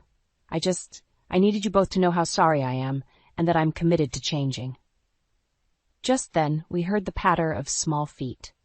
Ivy appeared in the doorway, her eyes widening at the sight of her grandmother. "Grandma?" she said hesitantly. Marion's face softened. "Hello, sweetheart. You've grown so much." Ivy looked at me, uncertainty in her eyes. I nodded, giving her permission to approach. She walked over to Marion, studying her carefully. "You look different," she said. Marion smiled sadly. "I am different, Ivy. I've learned a lot about being kind and respectful. I'm sorry for the way I behaved before." To my surprise, Ivy reached out and patted Marion's hand. "It's okay, Grandma. Mommy says everyone makes mistakes sometimes. The important thing is to learn from them." I felt a lump form in my throat at my daughter's wisdom. Brian caught my eye, a mix of pride and love in his gaze. As Marion prepared to leave, she turned to us one last time. "I know I have no right to ask this, but is there any chance someday that we might be able to start over?" Brian and I exchanged a look. After a moment, I spoke.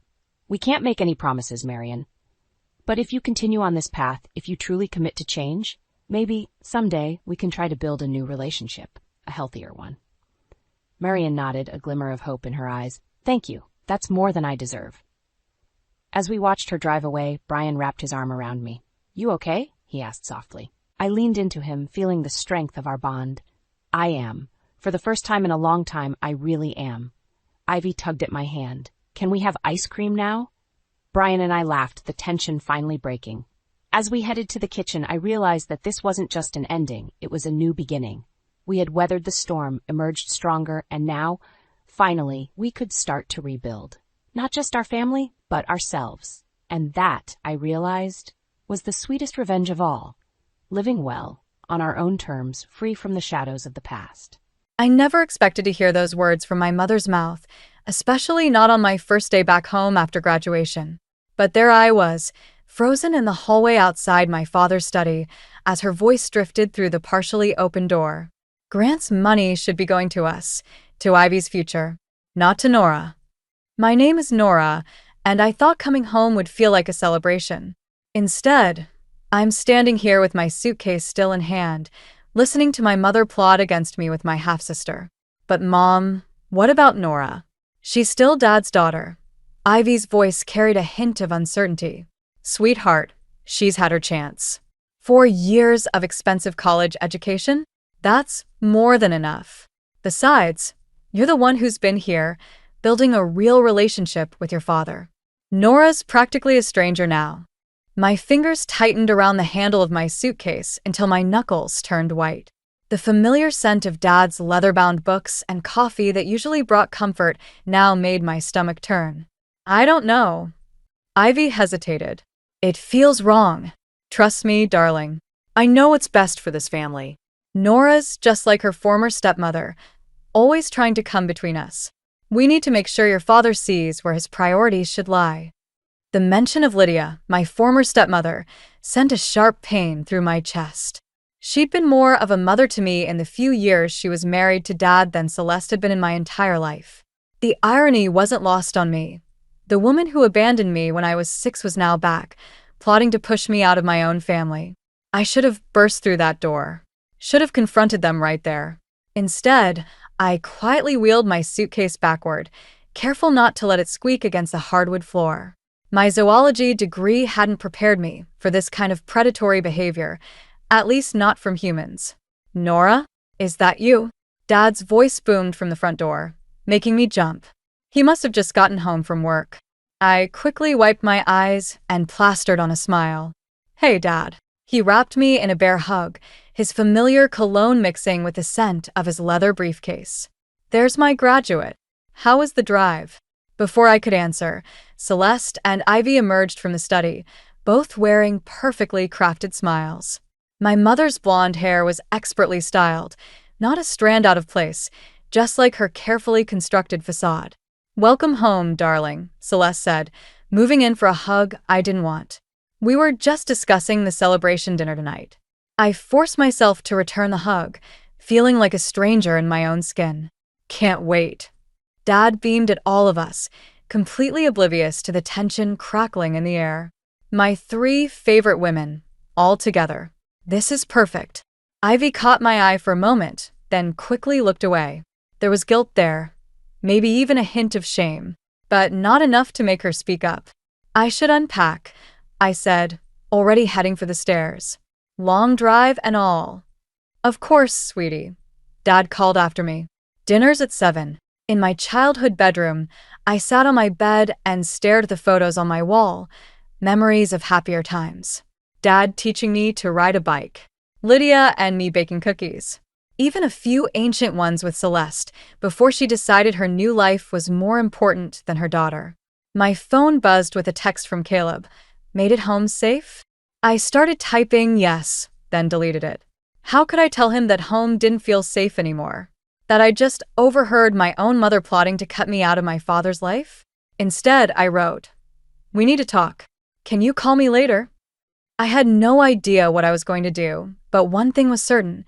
I wasn't going to let them push me out without a fight. Not this time. The celebration dinner felt like a performance where everyone had memorized their lines except me. Dad sat at the head of the table, beaming with pride as he raised his glass. To Nora's graduation and her bright future ahead. I forced a smile, watching Celeste's perfectly manicured hand rest possessively on Dad's arm. The diamond tennis bracelet he'd given her for their anniversary caught the light, making me think of the simple silver one Lydia used to wear. So, darling, Celeste's voice dripped with honey. What are your plans now? Surely you won't be staying home for long. The loaded question hung in the air. I stabbed at my salmon, buying time. Actually, I've been offered an internship at the local wildlife sanctuary. Dad's face lit up. That's wonderful. Why didn't you tell me? I just found out yesterday, I said, watching Celeste's smile falter slightly. It's a great opportunity, and I can stay home while I build up some experience. Ivy pushed her food around her plate. But I thought we were going to convert the spare room into my art studio. Oh, that's right, Celeste chimed in. Grant, remember we discussed this? Ivy's been doing so well in her art classes. I caught the subtle exchange between them, the same choreographed dance I'd witnessed earlier. My appetite vanished. Well, Dad looked between us, clearly torn. Maybe we can figure something out. The house is plenty big enough for everyone's needs. After dinner, I helped Dad with the dishes while Celeste and Ivy retreated to the living room. The familiar routine of drying plates brought back memories of countless conversations we'd had here, back when it was just the two of us. "You seem quiet tonight, kiddo," Dad said, handing me a wet plate. "Everything okay?" I wanted to tell him everything, about the conversation I'd overheard, about how Celeste was slowly pushing me out, about how much I missed the way things used to be. Instead, I asked, "Do you ever miss Lydia?" The question caught him off guard. He paused, soapy hands hovering over the sink. "Sometimes. She was good to us, wasn't she?" "Yeah, she was." I placed the dried plate in the cabinet.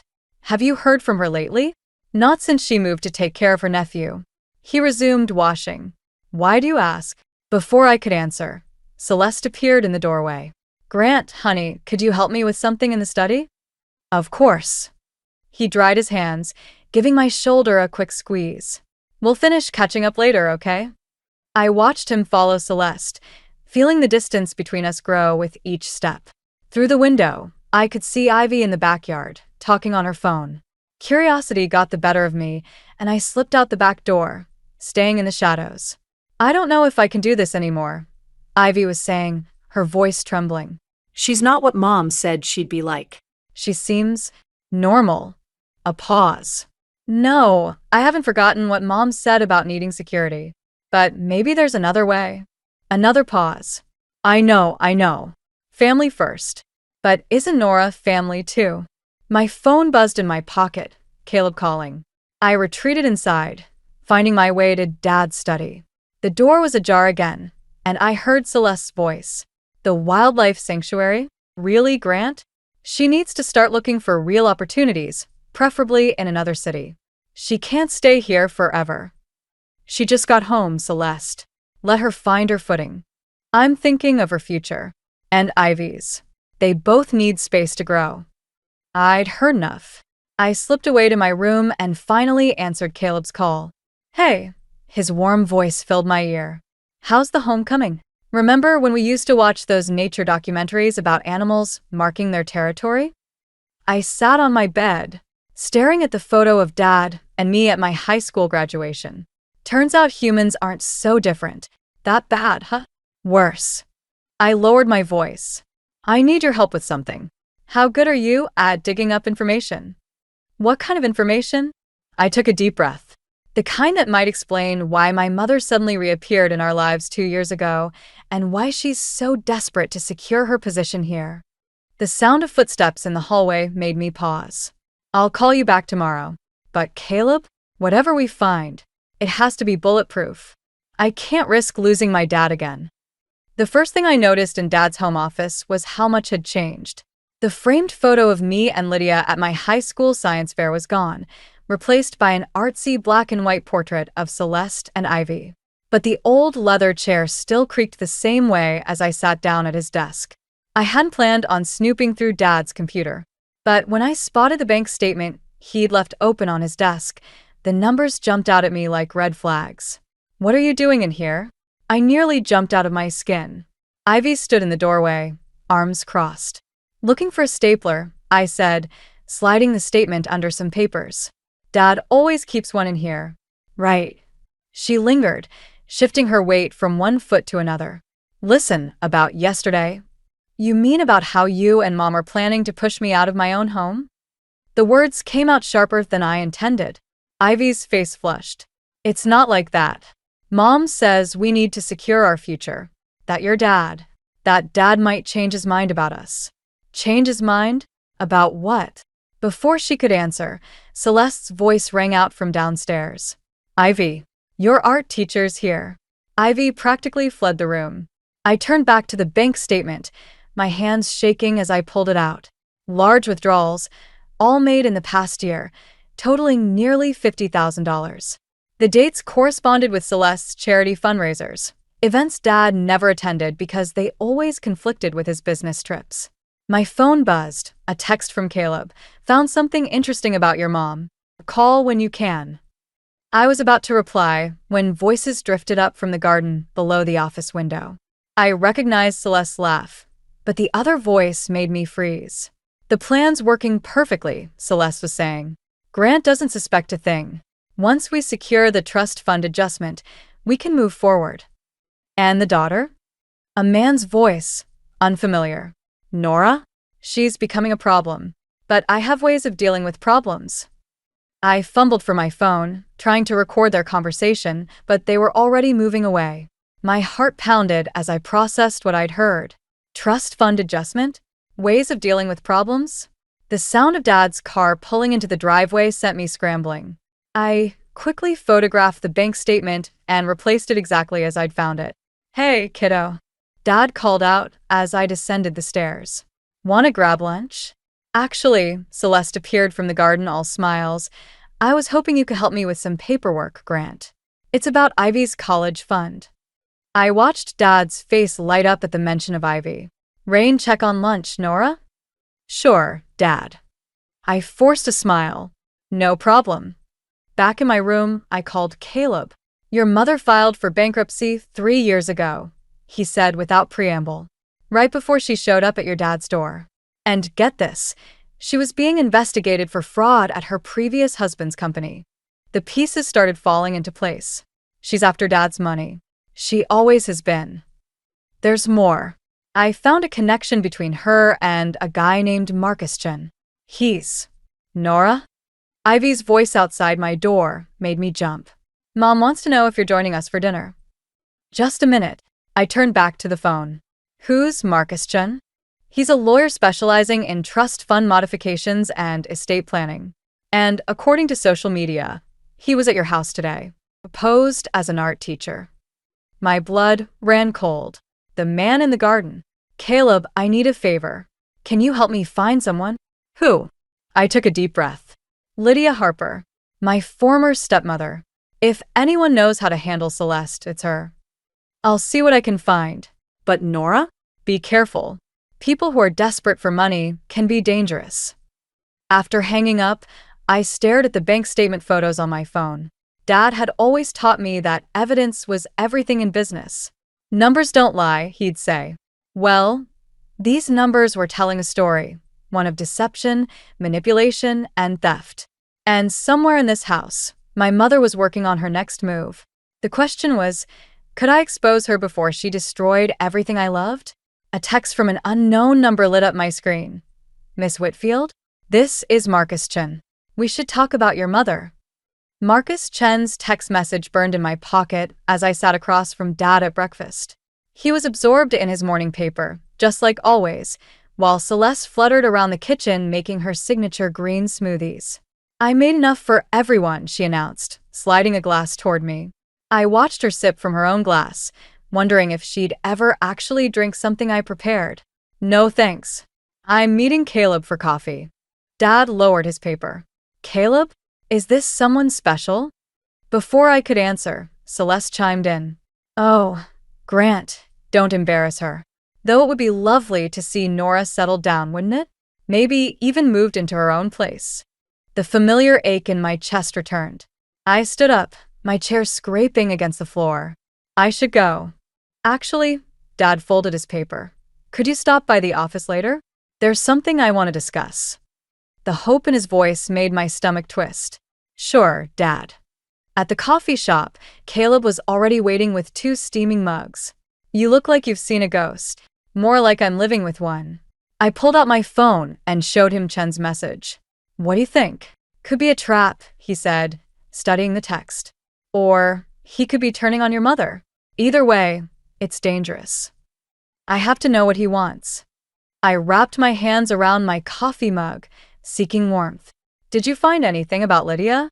Better. He slid an envelope across the table. I found her. Inside was an address, less than 2 hours away. My hands trembled as I read it. There's something else, Caleb said quietly. I did some digging into Ivy's background. Nora, there's no record of Grant being listed as her father on her birth certificate. The coffee shop suddenly felt too small, too crowded. What? The space for father is blank. And the timing? Celeste was already pregnant when she left your dad. My phone buzzed. Another text from Chen.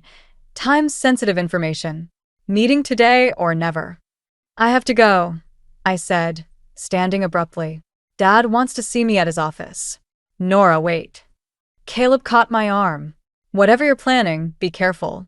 People like your mother. They don't just give up when they're exposed. The drive to Dad's office gave me time to think. About Ivy, who might not even be my sister. About Celeste, who'd abandoned one daughter only to use another as a pawn. About Dad, who deserved so much better than this web of lies. His secretary waved me straight through to his office. He was standing at the window, hands clasped behind his back. Remember how we used to have lunch here every Saturday? He asked without turning around. You'd sit in that big leather chair, pretending to review contracts while coloring in your zoo animals book. Dad. I'm changing my will, Nora. The words hit me like a physical blow. What? He finally turned, his face etched with what looked like guilt. Celeste thinks it's best to put everything in a family trust. For you and Ivy's future. A trust controlled by whom? Well, Celeste would be the primary trustee until you girls are 30. It's just a precaution, really. My phone buzzed again. Chen. Final offer. Plaza Hotel. 2 p.m. Dad, there's something you need to know. I know you and Celeste have your differences, he interrupted, but she's trying. She wants what's best for our family. Our family. The words echoed hollowly. I have to go. I managed, backing toward the door. But Dad, before you sign anything, please wait. Just for a few days. Nora. Please. He studied my face for a long moment, then nodded slowly. Okay, a few days. Outside his office, I checked the time. 1:30 p.m. The Plaza Hotel was 15 minutes away. My phone lit up with a text from Caleb. Made contact with Lydia. She wants to help. I took a deep breath and typed back. Tell her to wait. I'm about to do something really stupid. Then I got in my car and headed for the plaza, where either Marcus Chin would help me expose the truth, or I'd walk straight into Celeste's trap. The Plaza Hotel lobby felt like a stage set for a trap. I chose a seat with my back to the wall, watching the entrance while pretending to read a magazine. My phone buzzed with another message from Caleb. Don't do this alone. I'm 10 minutes away. Before I could respond, a man in an expensive suit approached my table.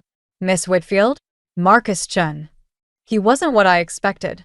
Younger, with kind eyes that didn't match his reputation. He sat without waiting for an invitation. I assume you're recording this conversation, he said, placing his phone face down on the table. You should be. I kept my expression neutral. Why did you contact me?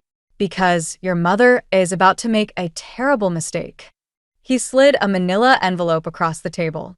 And because I have a conscience, despite what my profession might suggest. Inside were documents, bank statements, emails, and what looked like legal papers.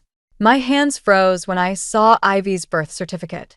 She's not just conning my father, is she? My voice sounded distant to my own ears. This is bigger. Your mother has done this before. 3 times, to be exact. Wealthy men, second marriages, teenage daughters used as pawns. He leaned forward. But she's never had opposition like you before. Why help me now? After helping her set this up? Because this time, she's planning something worse than financial fraud. The trust fund isn't just about control, it's about… Nora? My heart stopped. Ivy stood a few feet away, her face pale. Behind her, Celeste emerged from behind a pillar, her smile razor-sharp. What a coincidence, Celeste said, her voice dripping honey. Marcus, darling, I didn't know you were meeting my daughter today. Chen's face remained impassive. Just discussing some legal matters, Celeste. I'm sure you were. She placed her hands on Ivy's shoulders. Sweetheart, why don't you wait in the car? The adults need to talk. But Ivy didn't move. Her eyes were fixed on the birth certificate still visible in the envelope. Mom? What is that? Nothing, dear. Just… It's your birth certificate. I said, meeting my sisters, no. my not-quite-sister's eyes. The real one. The color drained from Celeste's face. Marcus, I thought we had an understanding. We did. He stood slowly. Until I saw the insurance policy. My blood ran cold. What insurance policy? Nora. Caleb's voice cut through the tension. He was rushing across the lobby, phone in hand. Your father, he's in the hospital. There was an accident at his office. The world tilted sideways. Through the roaring in my ears, I heard Celeste's sharp intake of breath. What kind of accident? I demanded, but I already knew. The green smoothies. The sudden interest in Dad's health. The insurance policy. Suspected poisoning, Caleb said quietly. They're pumping his stomach now. Ivy stumbled backward. Mom, don't be ridiculous, Celeste snapped, but her perfectly manicured hands were shaking. This is absurd. I'm going to the hospital. No. I stepped between her and the exit. You're not going anywhere near him. You can't stop me. I'm his wife. And I'm his daughter. I held up my phone, showing the recording app's running timer. And I have everything I need to prove what you really are. Chun cleared his throat. The police are already on their way, Celeste. I sent them copies of everything an hour ago. The mask finally cracked. Celeste's face contorted with rage as she lunged for the envelope, but Caleb was faster, pulling me back while Chin blocked her path. Ivy, I called out as security approached. Come with me, please. She looked between us, her mother and me, tears streaming down her face. Then she took a step toward me, just as the first police officer entered the lobby. I'm sorry, she whispered. I didn't know. I swear I didn't know. My phone buzzed one last time. A message from Lydia. I'm at the hospital with Grant. He's asking for you. Both of you. I took Ivy's hand, and together we walked away from the sound of Celeste's protests as the officers read her rights. We had a father to protect, and maybe, just maybe, a family to rebuild. But first, we had to make sure he survived. The hospital corridor seemed endless as I ran, Ivy's hand still clutched in mine. The fluorescent lights made everything look harsh and unreal, like a nightmare I couldn't wake up from. When we reached Dad's room, Lydia was already there, her familiar presence both comforting and surreal. He's stable, she said before I could ask. They caught it in time. Through the window, I could see Dad connected to monitors, looking smaller somehow against the white sheets. My strong, confident father, reduced to this. The police want to talk to you both, Caleb said quietly behind us. They need statements about Celeste. Ivy's hand tightened in mine. I didn't know she was poisoning him. I swear I didn't. But you knew about the other things, I said, not as a question. The trust fund. The manipulation. She pulled away, wrapping her arms around herself. She said it was for our future. That we deserved it after everything we'd been through. Miss Whitfield. A detective approached, notebook in hand. We need to discuss your mother's previous incidents. Previous incidents, like what happened to Dad, was just another entry in a logbook of Celeste's crimes.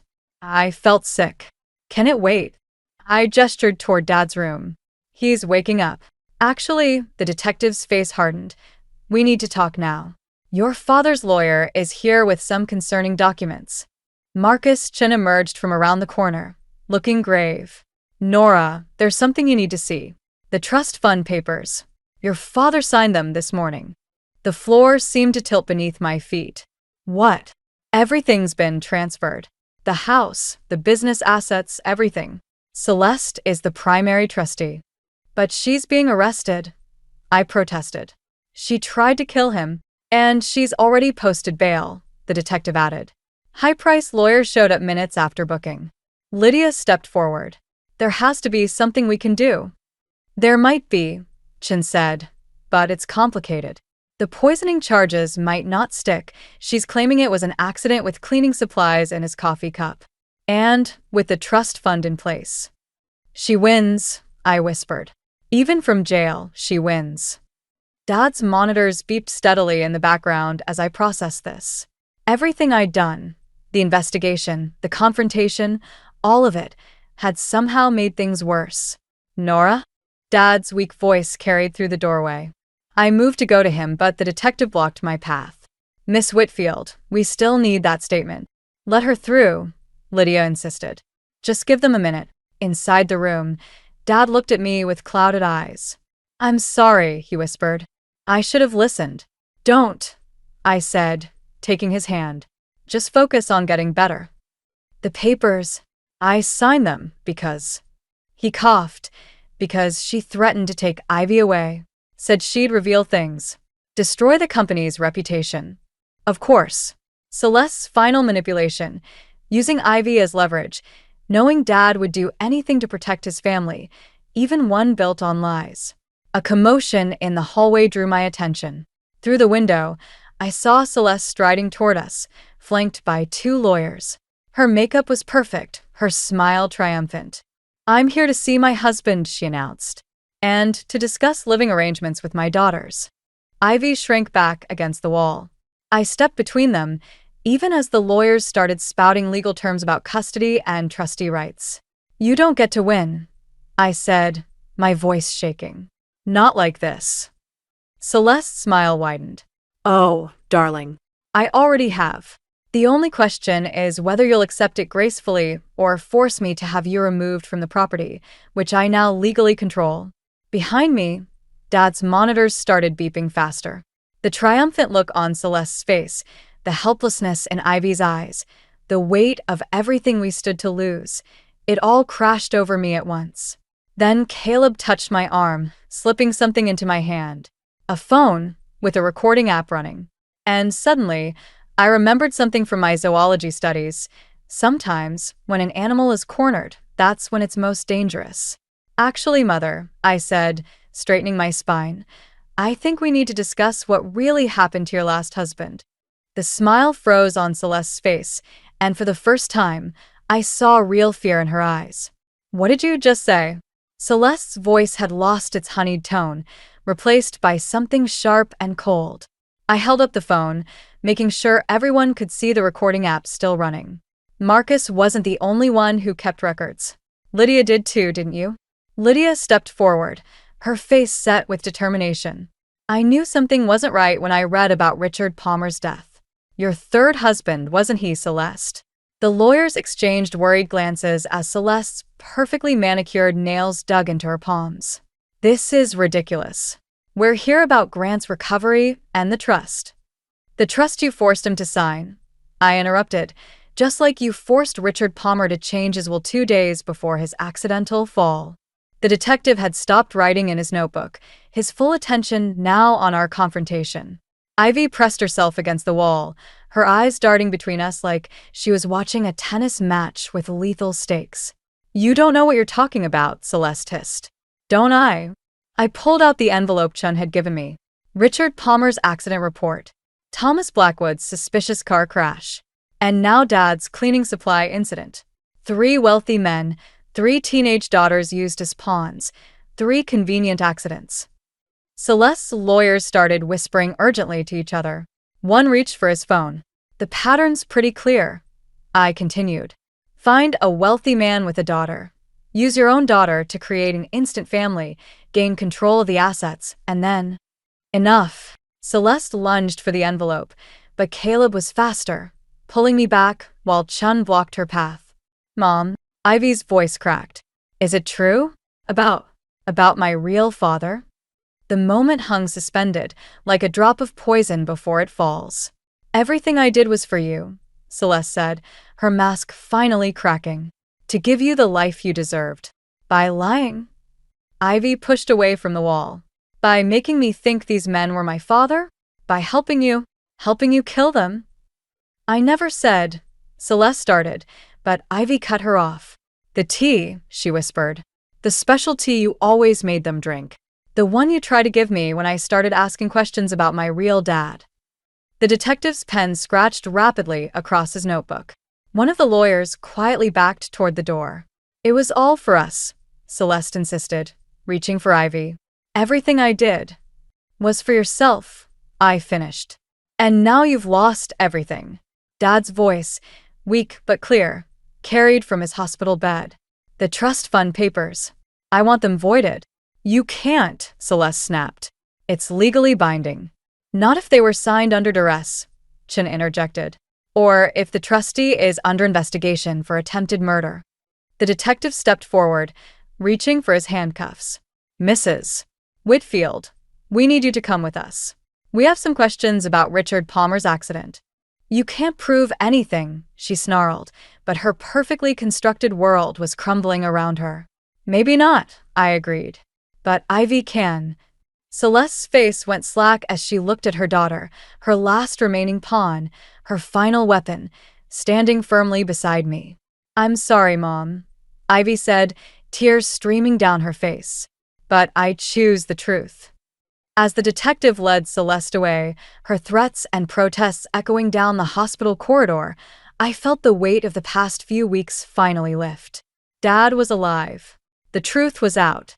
And somehow, in trying to destroy our family, Celeste had helped us build a stronger one. Nora? Ivy touched my arm hesitantly. What happens now? I looked at Dad, still weak but smiling, at Lydia, who had never stopped protecting us, at Caleb, who had stood by me through everything. Now, I said, taking my sister's hand, my real sister, bound by choice rather than blood. We start over. Together. Through the hospital window, I could see Celeste being placed in a police car, her perfect facade finally shattered. Sometimes I realized the best revenge isn't about destroying your enemy. It's about protecting what they tried to take from you. And we had done exactly that. 6 months later, I stood in the Wildlife Sanctuary's Rehabilitation Center, watching a red-tailed hawk test its healed wing. The morning sun filtered through the mesh enclosure, catching the bird's feathers as it took flight, tentative at first, then with growing confidence. Ready to release her? Caleb asked, coming up beside me with the transport cage. Almost. I checked my notes one last time. Just like the doctors did with Dad, we have to make sure she's strong enough. Dad had come home from the hospital 3 months ago, his recovery marked by small victories and careful steps forward. Like this hawk, healing took time. The doorbell at the main entrance chimed.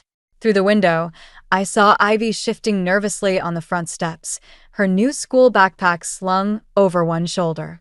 Our weekly lunch dates had become a ritual, a way of rebuilding what Celeste had tried to destroy. Your sister's early, Caleb noted, squeezing my hand before heading back to his office. The word sister no longer carried the weight of confusion it once did. DNA didn't matter. What mattered was the choice we made every day to be family. Hey, Ivy said as I let her in. Is that the hawk you told me about? The one that was poisoned. I nodded, leading her to the enclosure. Someone left out toxic bait, but she survived. She's stronger than they expected. The parallel wasn't lost on either of us. News of Celeste's trial had dominated local headlines for weeks. The evidence from her previous husband's deaths had been circumstantial, but the attempted murder of Dad, combined with Ivy's testimony about this special tea, had been enough. She wouldn't be manipulating any more families for a very long time. Dad asked about you yesterday, I said, watching the hawk land gracefully on a perch. He and Lydia are hosting a dinner this weekend. You should come. Ivy's fingers traced the edge of the enclosure. Are you sure? After everything. Family isn't about deserving, I replied, echoing words Dad had said to us both. It's about choosing. She pulled an envelope from her backpack. Then maybe you can help me with this. It's a letter from Mom. My breath caught. The hawk above us rustled its feathers, preparing for another flight. She wants forgiveness, Ivy continued, her voice tight. Says she did it all for me, that she's changed. What do you want to do? I don't know. She looked up at the hawk. How do you know when something's ready to be free? I thought about the past 6 months, about Dad and Lydia's careful rekindling of their relationship, about late-night talks with Caleb about trust and vulnerability, about learning to let go of anger without forgetting its lessons. Sometimes, I said, opening the enclosure door, you have to take the risk. But you don't have to do it alone. The hawk hesitated at the threshold, wild freedom beckoning. Then it spread its wings and soared, disappearing into the morning sky. Ivy tucked the unopened letter back into her bag. Maybe next week. Right now, I'd rather have lunch with my sister. As we walked to the Sanctuary's cafe, I spotted Dad's car pulling into the parking lot. He and Lydia stepped out, carrying what looked suspiciously like engagement announcement cards. Another choice, another step forward. My phone buzzed with a text from Chin. Final paperwork filed. Trust fund officially dissolved. Thought you'd want to know. I smiled, remembering something I'd learned in my zoology studies. In nature, there's no such thing as a perfect ending. There are just new beginnings, each carrying the wisdom of what came before. Hey, Caleb called from his office. The Hawk's tracking beacon is working perfectly. Want to see where she's headed? Ivy and I exchanged glances, then moved to join him. Sometimes the best revenge against those who tried to cage you isn't about punishment at all. It's about spreading your wings anyway, choosing your own path, and taking flight with the family you choose. The Hawk's signal blinked steadily on Caleb's screen, moving forward, always forward. Just like us. Cassie, when will you stop embarrassing this family?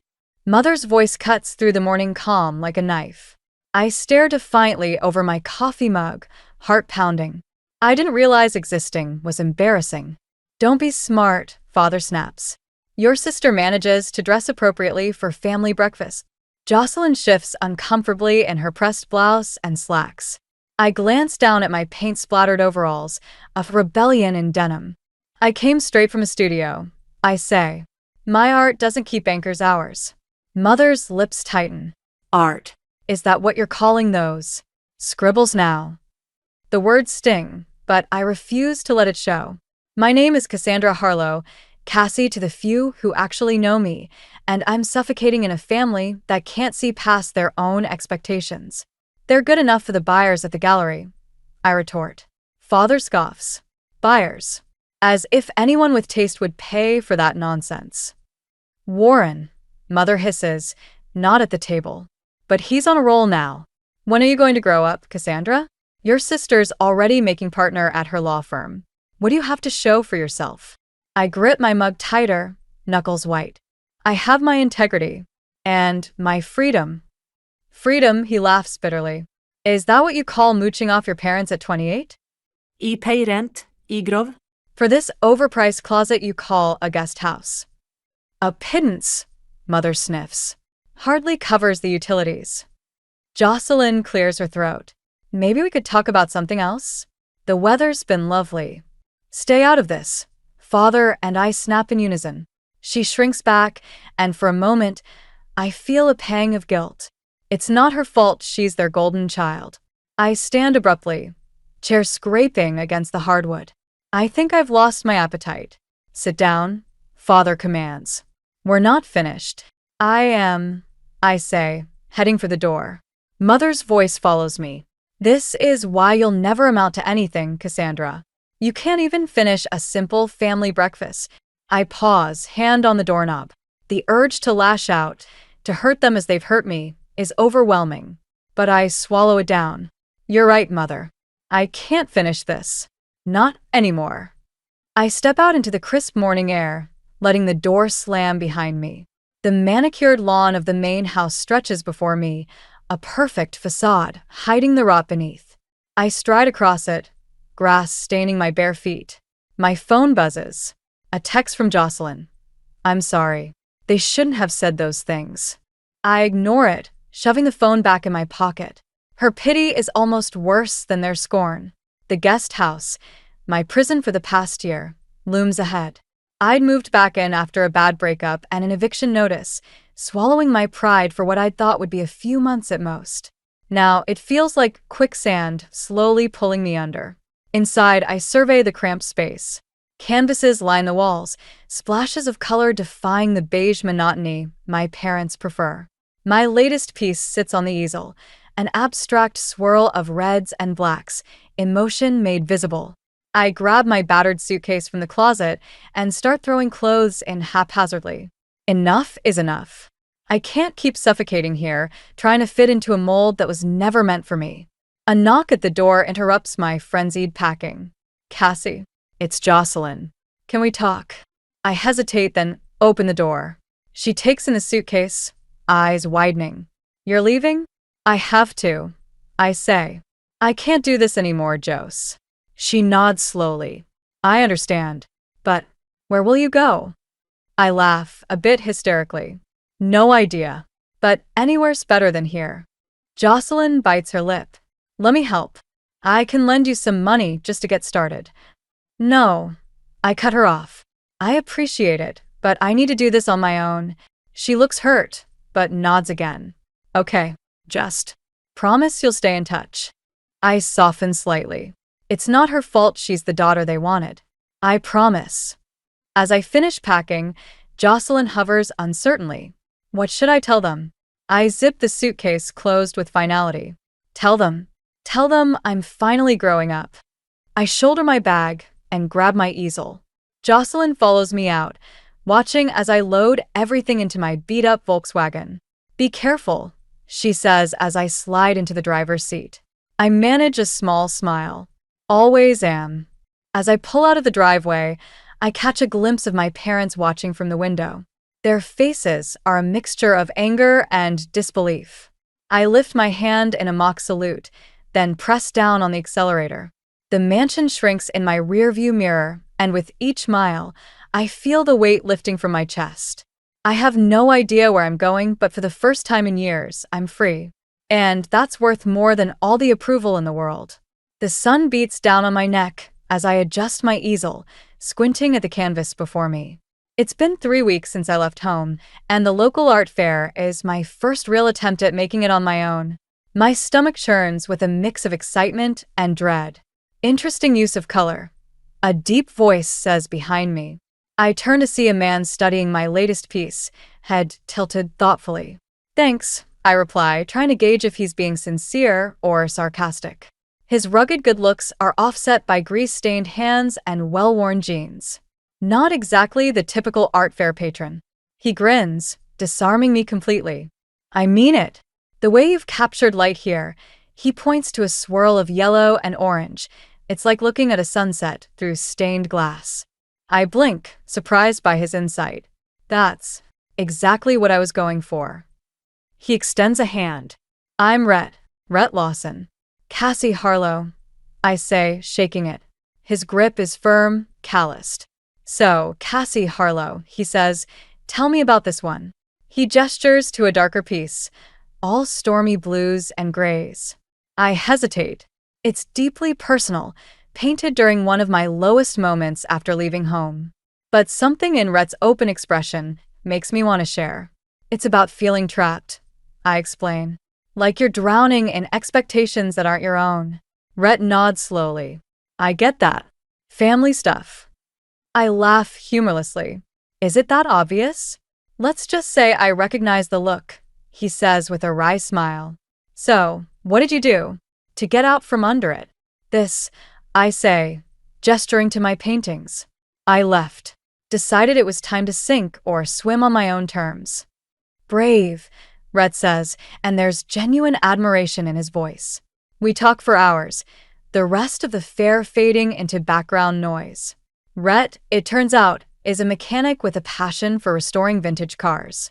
He describes engines the way I talk about color theory, with an enthusiasm that's infectious. As the fair winds down, Rhett helps me pack up my unsold pieces. So, he says casually, I was thinking of taking a drive up the coast tomorrow. There's this great little seafood shack about 2 hours north. Want to come? I hesitate. It's impulsive, maybe even reckless. But isn't that what I wanted when I left home? To take chances, to live freely? You know what? Yeah, I say, surprising myself. I'd love to. Rhett's face lights up. Great. I'll pick you up at 10. The next morning, I'm waiting outside my cheap motel room when Rhett pulls up in a gleaming 1967 Mustang convertible. My jaw drops. You like? He asks, patting the hood affectionately. It's gorgeous. I breathe, running a hand along the smooth paint. Restore her myself, Rhett says proudly.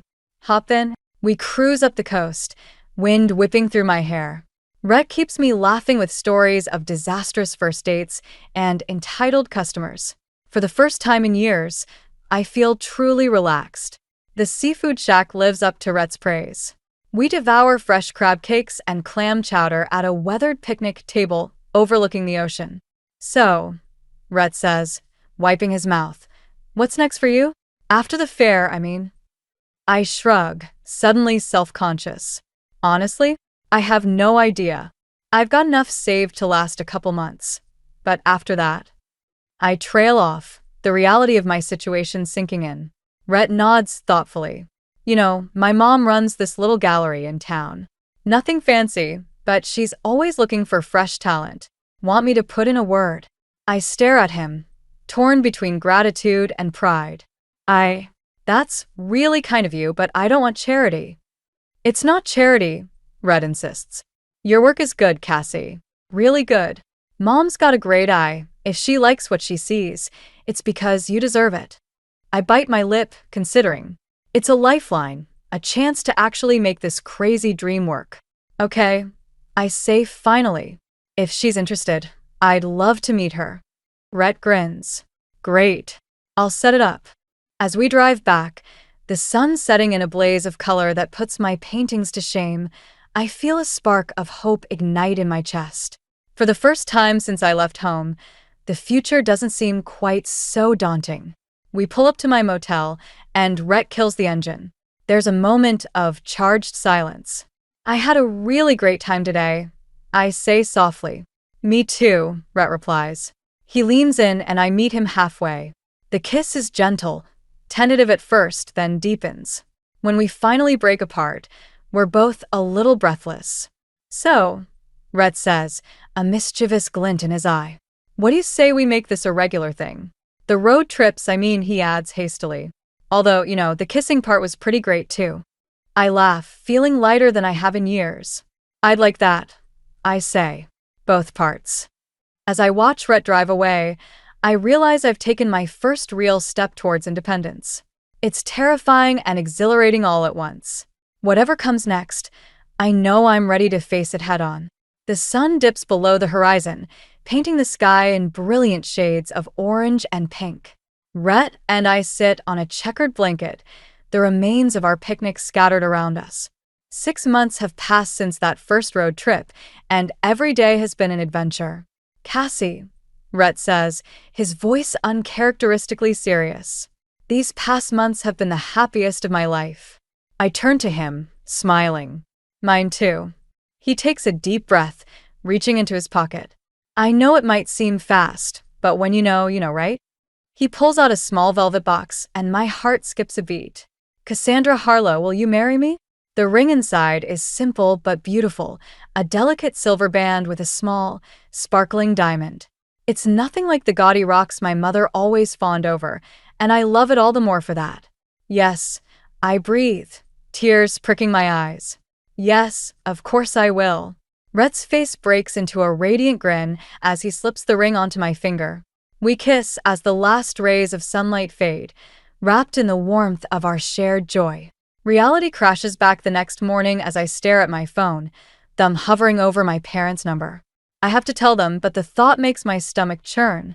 You don't have to do this, Rhett says, wrapping his arms around me from behind. I lean into his embrace. I do. They're still my family, even if...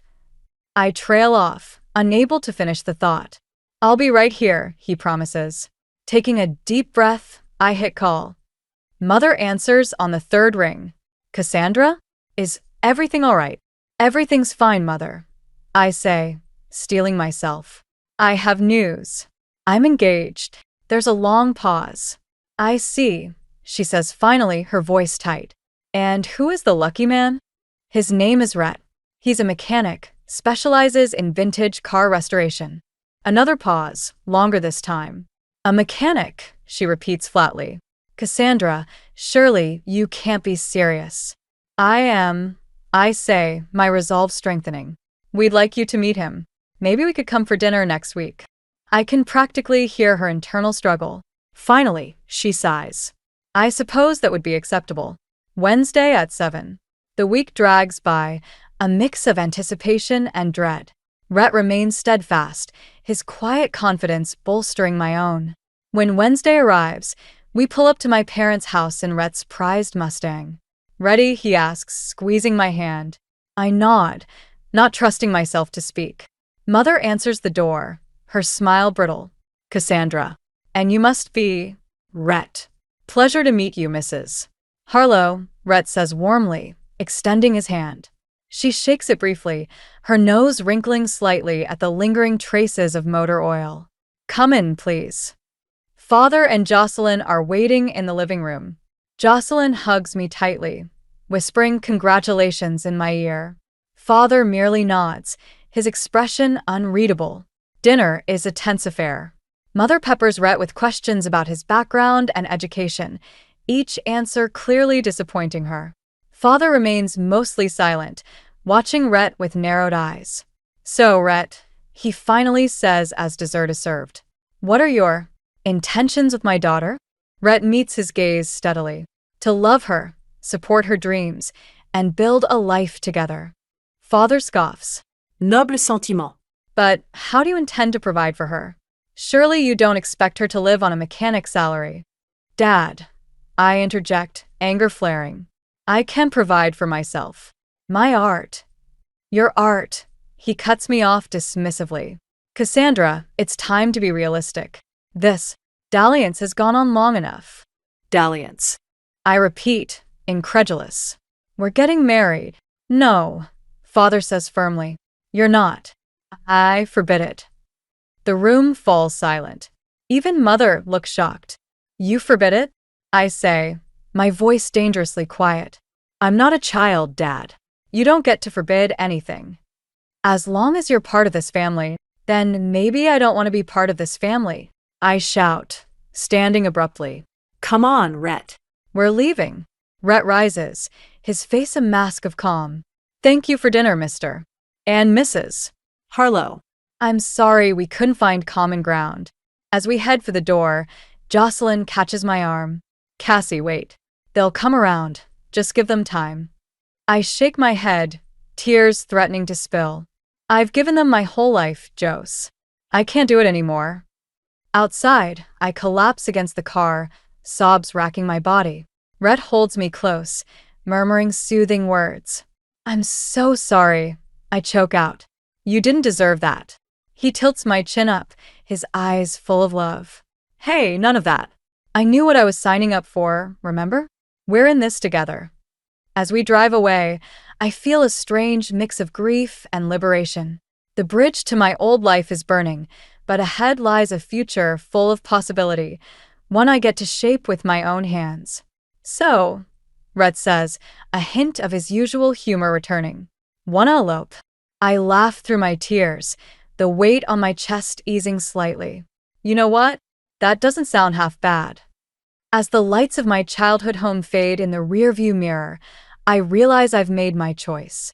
Whatever comes next, Rhett and I will face it together, on our own terms. The key scrapes in the lock as Rhett and I stumble into our new loft, arms laden with boxes. Sunlight streams through the large windows, illuminating the dusty hardwood floors and exposed brick walls. Home sweet home, Rhett says, dropping a box with a grunt. I spin slowly, taking it all in. It's small, rough around the edges, and absolutely perfect. I can't believe we did it, I breathe. Rhett wraps his arms around me from behind. Believe it, babe. This is our fresh start.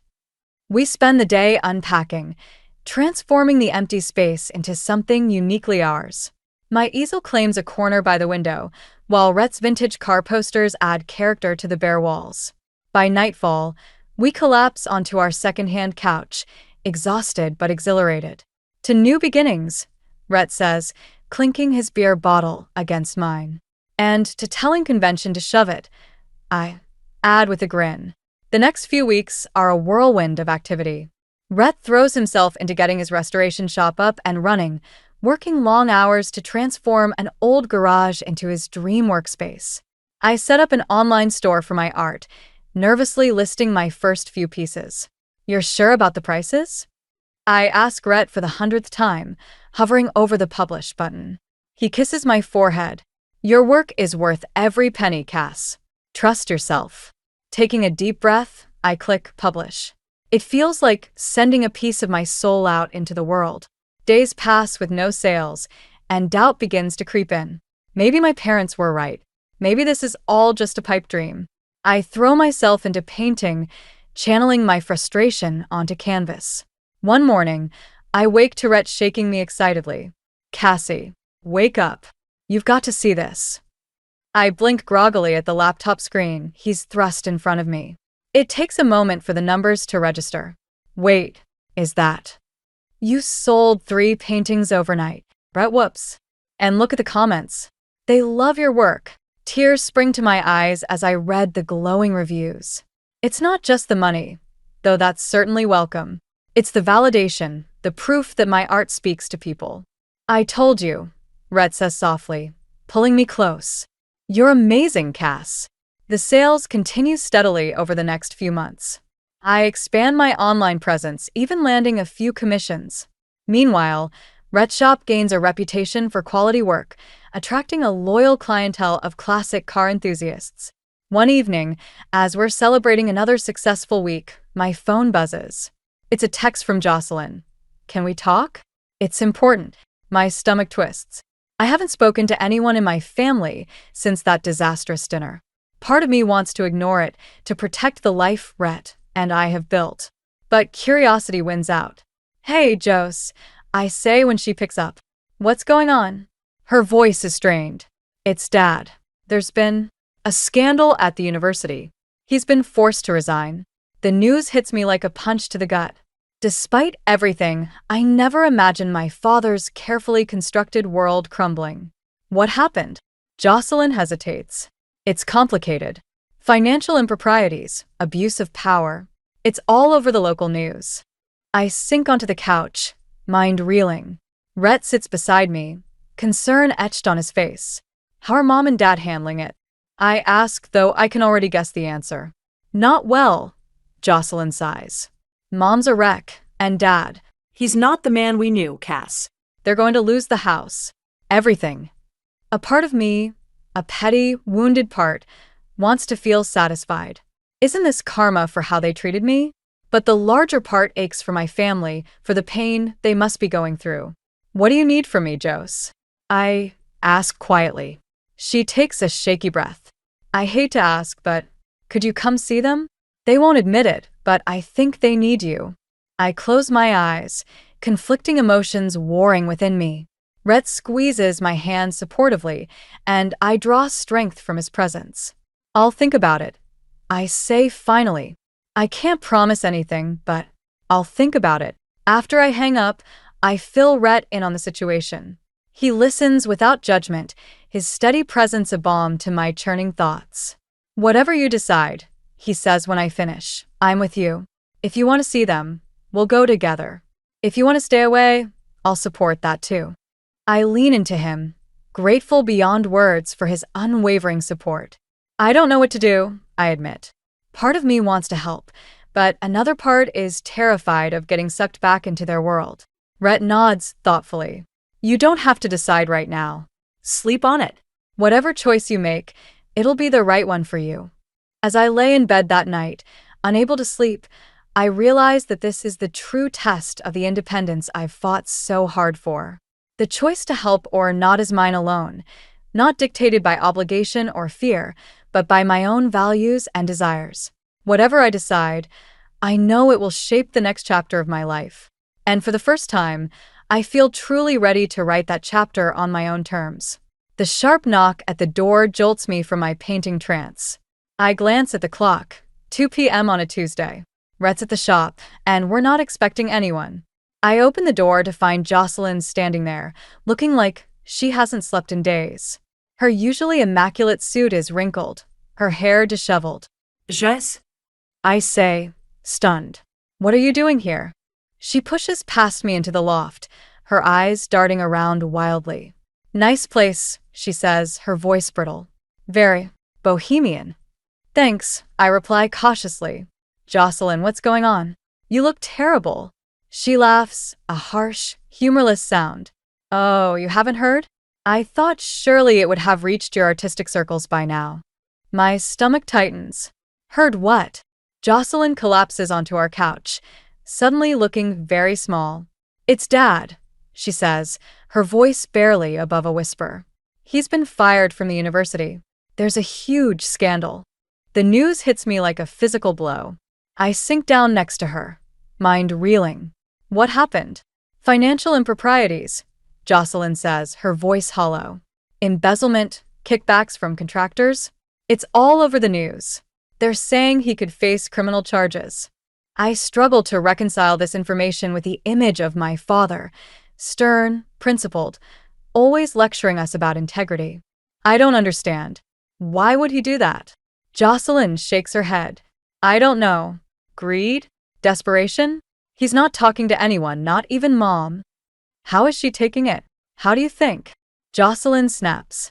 Her whole world is crumbling. The country club set she was so desperate to impress? They've all turned their backs on her. We're going to lose the house, Cassie. Everything. The weight of it all settles on me. Despite everything, a part of me aches for them. I'm so sorry, Jose. Is there anything I can do? She looks at me, eyes suddenly sharp. Actually, yes. That's why I'm here. I tense, sensing what's coming. They need help, Cass, Jocelyn pleads. Financial help. I've done what I can, but with the legal fees and everything else, it's not enough. I stand abruptly, pacing the small space. Jose, I don't know if I can do that. Can't or won't, she challenges. Both. I explode. Do you have any idea what it's been like, building this life from scratch? Every penny I make goes back into my art or our living expenses. And even if I could afford it, after everything they've put me through, Jocelyn's eyes flash. So that's it? You're just going to abandon them when they need you most. Abandon them? I repeat incredulously. Like they abandoned me when I chose to follow my passion? When I fell in love with someone they deemed unworthy? That's different, Jocelyn argues weakly. Is it? I counter. They made their choices, Jose. Just like I made mine. We glare at each other, years of unspoken resentment bubbling to the surface. Finally, Jocelyn deflates. I'm sorry, she says softly. I shouldn't have come here demanding things. I don't know what to do, Cass. I feel like I'm drowning. My anger fades, replaced by a complicated mix of empathy and wariness. I sit back down, taking her hand. I get it. Really, I do. But I can't just write a check and make this all go away. Jocelyn nods, looking defeated. I understand. I should go. As she stands to leave, a thought strikes me. Wait, I say. I can't give you money, but maybe I could talk to them? Try to help them figure out their next steps. Hope flickers in Jocelyn's eyes. You do that. I take a deep breath, steeling myself. Yeah, I think I need to, for my own closure if nothing else. Jocelyn hugs me tightly. Thank you, Cass. You have no idea what this means. After she leaves, I sink back onto the couch, emotions swirling. When Rhett comes home, I fill him in on everything. Wow, he says when I finish. That's a lot to process. How are you feeling about it all? I laugh humorlessly. Honestly, I have no idea. Part of me wants to help them, to be the bigger person. But another part is scared of getting sucked back in, Rhett finishes. I nod, grateful for his understanding. He pulls me close. Whatever you decide, I'm with you. But Cass, don't let guilt drive your choices. You've worked too hard for this life to throw it away out of obligation. I lean into him, drawing strength from his steady presence. I know. I think I need to see them, to understand what happened, and maybe find some closure. But I'm not going to sacrifice everything we've built. I can't. Rhett kisses my forehead. That sounds like a good plan. Want me to come with you? I consider it, then shake my head. No, I think this is something I need to do on my own. But thank you for offering. As I lay in bed that night, unable to sleep, I realized that this visit could change everything. Will seeing my parents in their fallen state bring resolution or open old wounds? Can I find a way to help without compromising my own hard-won independence? Whatever happens, I know this confrontation has been a long time coming. And for better or worse, it will shape the next chapter of all our lives. The elevator creaks ominously as it ascends to the 5th floor of a rundown apartment building. I take a deep breath, steeling myself for what's to come. The doors open, revealing a dimly lit hallway with peeling wallpaper. This is a far cry from the pristine mansion I grew up in. I find the right door and knock, my heart pounding. There's a long pause before I hear shuffling footsteps. The door opens a crack, and I see my mother's face, pale and drawn. "Cassandra," she says, surprise evident in her voice. "What are you doing here?" "Hello, Mother," I reply, trying to keep my voice steady. "Jocelyn told me what happened. I thought I should come see you." She hesitates, then opens the door wider. Kumain isuwas. The apartment is small and cluttered, nothing like the meticulously decorated home I remember. Dad sits in a threadbare armchair, staring blankly at a muted TV. He doesn't look up as I enter. "Warren," Mother says sharply. "Cassandra's here."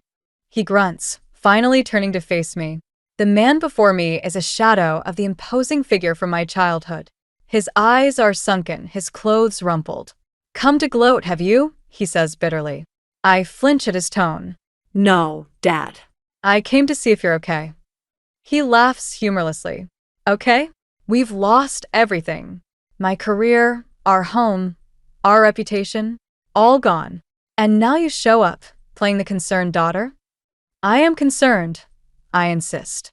"You're still my parents, despite everything." Mother bustles around, clearing papers off a small couch. "Sit down, Cassandra. Would you like some tea?" I nod, grateful for the momentary distraction. As she disappears into the kitchenette, I take a seat, acutely aware of Dad's glare. "So," I say, desperate to break the tension, "have you thought about what you're going to do next?" Dad scoffs. "Do? What can we do? I'm radioactive in academia now. Your mother's little society friends won't even return her calls. We're finished." His defeatist attitude grates on me. "You're not finished. You're just starting over." "Easy for you to say," he snaps. "You chose this life of struggle.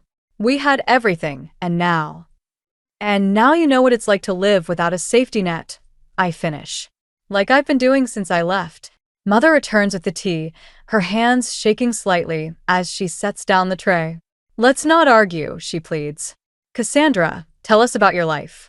Are you managing all right?" I see the real question in her eyes. "Are you here to help us?" The realization sends a chill through me. Is that all I am to them now? A potential lifeline? "I'm doing well," I say carefully. "My art is selling, and Rhett's business is taking off." "Ah yes, the mechanic," Dad mutters. I ignore the jab.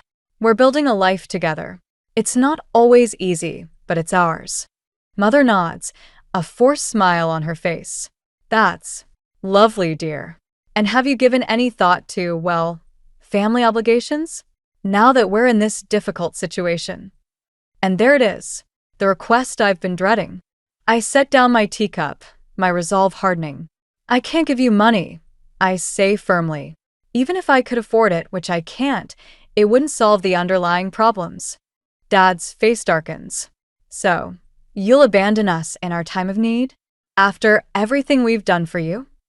"Everything you've done for me?" I repeat incredulously. "You mean criticizing every choice I've made? Trying to force me into a life I never wanted?"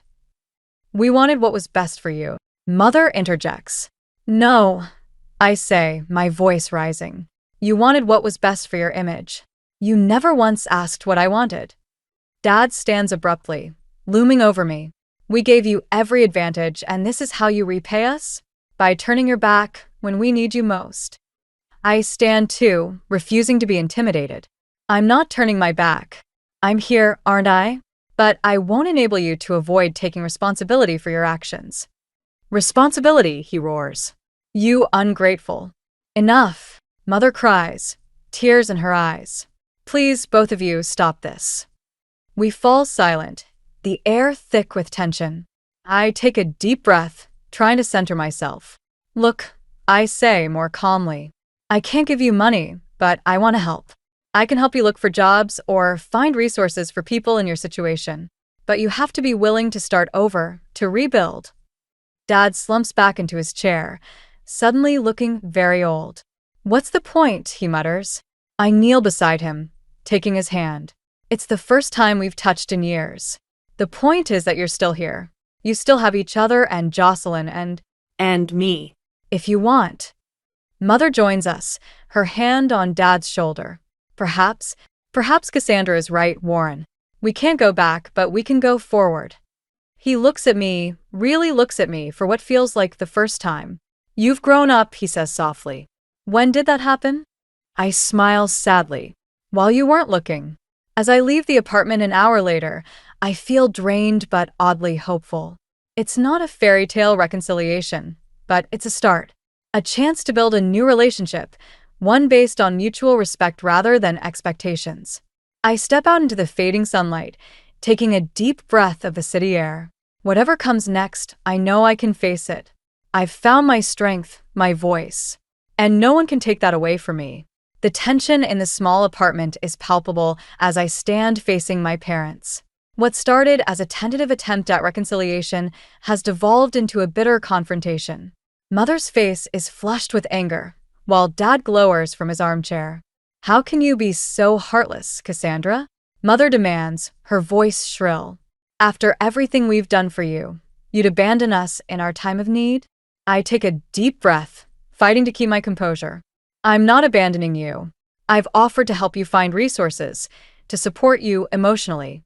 But I can't just write a check and make this all go away. Support us emotionally? Dad scoffs. What good is that when we're about to be evicted? Maybe if you'd supported me emotionally all these years, things would be different now. I retort, years of pent-up frustration bubbling to the surface. Mother gasps. How dare you? We gave you everything. Everything except acceptance, I say, my voice rising. Everything except the freedom to be myself. Oh, here we go again with the artist nonsense, Dad mutters. Something inside me snaps. It's not nonsense. It's who I am, who I've always been. But you were too busy trying to mold me into your perfect daughter to see that. We wanted what was best for you. Mother cries. No. I counter, years of hurt pouring out. You wanted what was best for your image. Do you have any idea what it was like growing up in this house? The constant criticism, the impossible standards. They stare at me, stunned by my outburst. Every time I showed you a painting, you asked why I couldn't be more like Jocelyn. I continue, unable to stop now that the floodgates have opened. Every accomplishment was met with, that's nice, but when are you going to do something real with your life? Do you know what that does to a child? Dad starts to speak, but I cut him off. And now that your carefully constructed world has crumbled, you expect me to swoop in and save you? To sacrifice the life I've built, the happiness I've found, to prop up your pride? We're parents, Mother says weakly. Yes, you are. I acknowledge, my voice softening slightly. And I love you, but I won't set myself on fire to keep you warm. The silence that follows is deafening. Mother sinks onto the couch, tears streaming down her face. Dad stares at the floor, his jaw clenched. I never realized, he says finally, his voice barely above a whisper. We thought we were pushing you to be your best self. Your version of my best self. I correct gently. Not mine. Mother looks up at me, really looks at me, perhaps for the first time in years. You've grown so strong, she says, a mix of pride and regret in her voice. When did that happen? It happened when I stopped trying to be who you wanted me to be and started being true to myself. I reply. Dad clears his throat. And this life you've built, with the mechanic, you're truly happy? I nod, a small smile playing at my lips. Happier than I've ever been. Rhett sees me, the real me. He supports my dreams without trying to change them. I suppose we owe him an apology, Mother says quietly. You owe a lot of people apologies, I say, but without malice. Including yourselves. They exchange a look, years of shared history passing between them. We've made a mess of things, haven't we? Dad says ruefully. I sit down between them, taking each of their hands in mine. Yes, you have. But it's not too late to start fixing it. How? Mother asks, her voice small and uncertain. By taking responsibility for your actions, I say firmly, by rebuilding your lives on a foundation of honesty and humility instead of pride and appearances. Dad nods slowly. It won't be easy. No, I agree. It won't. But I'll be here to support you if you'll let me. Not financially, but as your daughter. As someone who loves you, flaws and all. Mother squeezes my hand. We don't deserve your forgiveness. Maybe not, I say. But I'm offering it anyway. Because that's who I am, the person I've become despite everything. For the first time in years, I see a glimmer of genuine pride in their eyes, not for what I've accomplished, but for who I am. We have a lot to learn from you, Cassandra, Dad says softly. I stand, feeling lighter than I have in years. It's not too late to start. As I leave the apartment, I feel a sense of closure I never thought possible. The road ahead won't be easy, for any of us. But for the first time, I feel like we might be able to walk it together as equals. I step out into the fading sunlight, taking a deep breath of the city air. Whatever comes next, I know I can face it. I've found my strength, my voice. And in doing so, I may have finally helped my parents find theirs. The future is uncertain, but it's ours to shape. And for the first time in my life, I'm truly excited to see what it holds. The crisp autumn air carries the scent of possibility as I stand before the newly expanded Lawson's vintage restorations. Rhett's dream has grown, and with it, a space for my own aspirations to flourish. The storefront gleams, half filled with lovingly restored classic cars, the other half transformed into a cozy art gallery showcasing my work. Ready for this? Rhett asks, squeezing my hand. I take a deep breath, nodding. As I'll ever be. The grand opening is a whirlwind of faces, friends, fellow artists, car enthusiasts, and curious locals. I float between conversations, my heart swelling with pride at the admiring glances cast at both the vehicles and my paintings. This is incredible, Cassie, a familiar voice says behind me. I turn to see Jocelyn, looking slightly out of place in her tailored suit but smiling genuinely. Just, I exclaim, pulling her into a hug. I'm so glad you could make it. She steps back, taking in the gallery. I wouldn't have missed it. Your work, it's beautiful. I never really understood before, but now I see what you've been trying to tell us all along. Her words bring unexpected tears to my eyes. Thank you. I manage. That means more than you know. Jocelyn's expression turns serious. Listen, I wanted to apologize. for everything. For not standing up for you more, for buying into Mom and Dad's expectations. I shake my head, cutting her off. You don't need to apologize. We were both just trying to survive in that house, in our own ways. She nods, looking relieved. How are they doing? Mom and Dad, I mean. I know you've been in touch more than I have lately. I consider my words carefully. They're Trying. It's not easy, but they're making an effort to rebuild their lives, to see things differently. Dad's even talking about volunteering at a community college, teaching a night class. Wow, Jocelyn says, clearly surprised. That's not what I expected. Me neither, I admit. But I think losing everything forced them to reevaluate what really matters. Our conversation is interrupted by Rhett's mother, Evelyn, bustling over with a tray of champagne flutes. Girls, you must have a toast. This is a celebration after all. We accept the glasses, and Evelyn pulls me into a warm hug. I'm so proud of you both, she says, her eyes shining. You've built something truly special here. As she moves on to mingle with other guests, Jocelyn raises an eyebrow. She seems lovely. She is, I say, a wave of gratitude washing over me. She's been more of a mother to me these past few years than I trail off, not wanting to reopen old wounds. Jocelyn nods in understanding. I'm glad you found that support, Cass. You deserve it. The evening progresses, a steady stream of well-wishers and potential clients flowing through the doors. As things begin to wind down, Rhett joins me by my favorite painting, a swirling abstract that somehow captures both the freedom of the open road and the comfort of coming home. Quite a night, huh? He says, wrapping an arm around my waist. I lean into him, exhausted but elated. It's more than I ever dreamed possible. He kisses the top of my head. You made it happen, Cass. Your talent, your determination, that's what brought us here. We made it happen, I correct him. I couldn't have done any of this without you believing in me. As the last guests trickle out, Jocelyn approaches us again. I should get going, she says. But before I do, Mom and Dad asked me to give you this. She hands me an envelope. With trembling fingers, I open it to find a card. Inside, in my father's precise handwriting, is a simple message. Cassandra, we are so proud of the woman you've become and the life you've built. We were wrong to try to change you, and we're sorry it took us so long to see that. If you're willing, we'd like to start over, to get to know the real you, and to be the parents you always deserved. With love and admiration, Mom and Dad. Tears blur my vision as I pass the card to Rhett. He reads it silently, then pulls me close. What do you think? He asks gently. I take a shaky breath. I think it's a start. A real one this time. Jocelyn smiles, looking relieved. They really mean it, Cass. They've changed, or at least they're trying to. I nod, a complex mix of emotions swirling within me.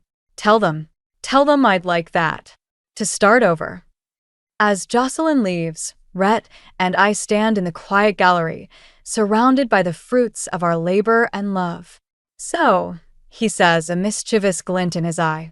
What's next for us, Cassandra Harlow, soon-to-be Lawson? I laugh, feeling lighter than I have in years. I don't know exactly, but for the first time in my life, I'm excited to find out. We step outside, locking up our new shared space. The street is quiet, the city winding down for the night. But for us, it feels like a new dawn. As we walk hand in hand towards our loft, I realize that this moment, this life we've built, is the masterpiece I've been working towards all along. It's not perfect, it's not what anyone else planned for me, but it's beautifully, authentically mine. And that I now know is worth more than all the approval in the world. The shattered wine glass at my feet seemed to mock me, its crimson contents seeping into the pristine white carpet like a growing stain on my perfect life. I stood frozen, staring at Owen's phone clutched in my trembling hand, the incriminating text messages glaring back at me. Emily, honey, what's wrong? Owen's voice floated from the kitchen, concern lacing his words. The sound of his footsteps approaching snapped me out of my daze. I looked up, meeting his eyes as he entered our living room. Who's Samantha? I asked, my voice barely above a whisper. Owen's face paled, his eyes darting between me and his phone. She's just a coworker, he stammered, taking a step towards me. A coworker you're sleeping with? I spat, anger rising in my chest. Don't lie to me, Owen. I've seen the messages. He ran a hand through his hair, a nervous habit I once found endearing. Now it only fueled my rage. Emily, I can explain. Explain what? I cut him off, my voice rising. Explain how you've been cheating on me, how you've been lying to my face for God knows how long. Owen reached out, trying to take his phone back, but I jerked away. It's not what you think, he pleaded. Samantha and I, it's complicated. I laughed bitterly. Complicated? That's rich. What's so complicated about keeping your vows, Owen? A knock at the door interrupted our confrontation. Owen's eyes widened in panic. That's probably my mother, he said, glancing at his watch. She mentioned stopping by today. Perfect timing, I muttered, marching towards the door. I flung it open, revealing Mary's surprised face. Emily, dear, I hope I'm not interrupting anything, she chirped, her eyes taking in my disheveled appearance and tear-stained cheeks. Not at all, Mary, I replied, my voice dripping with sarcasm. You're just in time for the show. Mary stepped inside, her brow furrowed in confusion. What's going on? Owen, honey, is everything all right? Owen appeared behind me, his face a mask of guilt and fear. Mom, now's not a good time. Your son's been cheating on me, I announced, cutting him off. With a coworker named Samantha. Isn't that right, Owen? Mary's eyes widened, darting between Owen and me. Oh dear, she murmured, wringing her hands. I'm sure there's been some misunderstanding. Owen would never. There's no misunderstanding, I interrupted by thrusting Owen's phone towards her. It's all right here in black and white. Mary took the phone hesitantly, her eyes scanning the messages. Her face paled as she read. and I felt a twisted sense of satisfaction watching her perfect image of her son crumble. "Owen," she whispered, looking up at him with disappointment etched across her face. "How could you?" Owen's shoulders slumped in defeat. "I'm sorry," he mumbled, unable to meet either of our gazes. I turned to Mary, my anger finding a new target. "Did you know about this? Did you help him cover it up?" Mary's eyes flashed with indignation. "Of course not. I would never condone such behavior. Owen, I raised you better than this." As they bickered, I felt a strange sense of detachment wash over me. This wasn't how I imagined spending my Thursday evening. I should be curled up on the couch with Owen, planning our weekend getaway. Instead, I was standing in the midst of a family drama I never asked for. "I need some air," I announced, grabbing my keys from the side table. Neither Owen nor Mary seemed to hear me, too engrossed in their argument. I slipped out the door, the cool evening air a welcome relief on my flushed skin. As I walked towards my car, I couldn't help but wonder how I'd missed the signs. How long had this been going on? And more importantly, what was I going to do now? I stared at the glossy brochure in my hands, my stomach churning with a mix of excitement and unease. The penthouse suite on the 40th floor looked breathtaking, with floor-to-ceiling windows offering panoramic views of the city. Owen's enthusiasm was infectious as he pointed out the amenities. "Can you imagine, Em? Our own private terrace, a state-of-the-art gym, and a concierge at our beck and call," he gushed, his eyes sparkling with desire. I nodded, trying to match his excitement. "It's beautiful, Owen, but can we afford it? It seems extravagant." Owen waved his hand dismissively. "Don't worry about that. With your promotion and my new clients, we'll be fine. We deserve this, Em. After everything we've been through, don't you think we should treat ourselves?" The mention of our recent troubles made me wince. It had been 2 months since I discovered Owen's affair, and we were still piecing our marriage back together. Part of me wondered if this lavish condo was his way of making amends. "I don't know." I hesitated. "Maybe we should look at our finances first?" Owen's smile faltered for a moment before he plastered it back on. "Of course, darling. Why don't we go over the numbers tonight?" That evening, I spread our financial documents across the dining table. As I pored over bank statements and credit card bills, a sinking feeling settled in my gut. "Owen," I called out, my voice tight, "can you explain these charges?" He sauntered over, peering at the statement I was pointing to. "Oh, those? Just some business expenses. Don't worry about it." I frowned, noting the frequency and amounts of the charges. Business expenses at high-end restaurants and hotels, and why are they on our personal card? Owen shifted uncomfortably. "It's complicated, Em. Sometimes I need to wine and dine clients. It's part of the job." "And the hotel charges?" I pressed, my suspicion growing. "Late nights, you know how it is," he mumbled, not meeting my eyes. I took a deep breath, trying to keep my temper in check. "Owen, be honest with me. How much debt are we in?" He hesitated before sighing heavily. "It's substantial, but it's temporary, I swear, once these deals come through." "How much?" I interrupted, my voice sharp. Owen mumbled a number that made my blood run cold. It was more than double what I had feared. "How could you let it get this bad?" I asked, my voice barely above a whisper. "I was trying to provide for us, to give you the life you deserve," Owen pleaded. "With your new salary, we can easily manage the payments and afford the new condo." I stared at him, realization dawning. "My salary? You were counting on my money to bail us out?" Owen had the decency to look ashamed. "Not bail us out exactly, but your promotion came at the perfect time. We can start fresh in a new place without all this baggage." "Baggage that you created," I snapped. "And now you expect me to clean up your mess?" "We're a team, aren't we?" Owen asked, reaching for my hand. "What's mine is yours, and what's yours is mine. Isn't that what marriage is about?" I pulled away, with anger bubbling up inside me. "Marriage is about trust and honesty, Owen, 2 things you seem to have forgotten." "Emily, please," he begged. "I know I've made mistakes, but I'm trying to make things right. This new condo could be a fresh start for us." I stood up, gathering the financial documents. A fresh start built on lies and debt? No, thank you. As I turned to leave the room, Owen called out, "Where are you going?" "To call my parents," I replied coldly. "I need some honest advice for a change." I slammed the door to our bedroom, my hands shaking as I dialed my mother's number. As the phone rang, I couldn't help but wonder how I'd been so blind. First the affair, and now this financial disaster. What other secrets was Owen hiding? The sound of my mother's warm, familiar voice answered, "Emily, sweetheart, is everything okay?" I took a deep breath, tears stinging my eyes. "No, Mom, everything is not okay. I need your help." The incessant ringing of the doorbell jolted me awake. I groaned, glancing at the clock, 7:30 a.m. on a Saturday. Who could it be at this ungodly hour? I stumbled out of bed, wrapping my robe tightly around me. Owen was still fast asleep, oblivious to the noise. As I approached the door, I heard a familiar voice calling out. "Owen, Emily, it's Mom. Open up, dears." My heart sank. Mary. Of course it had to be Mary. I opened the door, plastering on a fake smile. "Good morning, Mary. What a surprise." Mary bustled past me, arms laden with shopping bags. "Oh, Emily, dear, you look dreadful. Are you not sleeping well?" Before I could respond, she was already making her way to the kitchen. "I thought I'd pop by and make you two a proper breakfast. Owen works so hard, he needs a good meal to start his day." I bit back a retort about Owen's hard work and followed her. "That's thoughtful of you, Mary.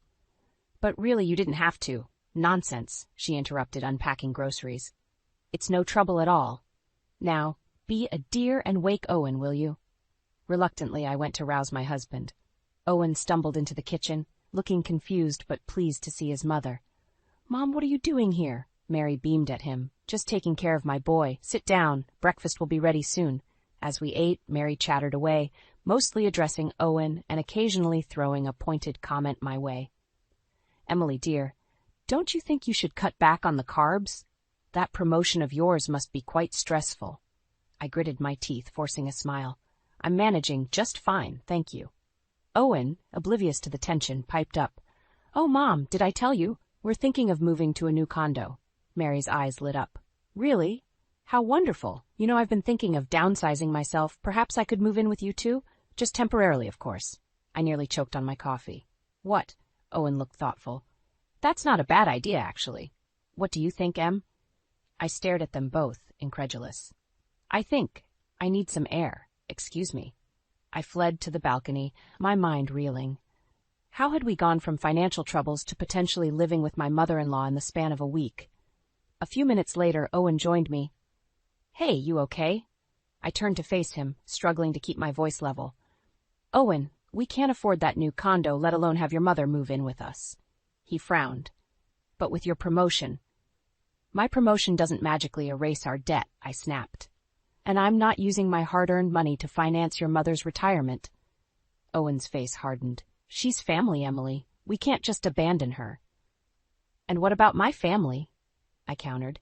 "My parents could use help too, but you don't see me suggesting they move in." "That's different," Owen muttered. How is it different?"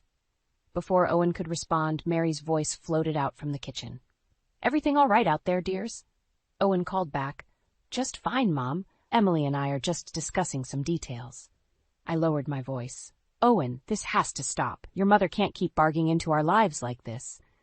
He sighed, running a hand through his hair. "I know she can be a bit much, but she means well. Can't you try to get along with her? For me?" I stared at him, a realization dawning. "You're always going to take her side, aren't you?"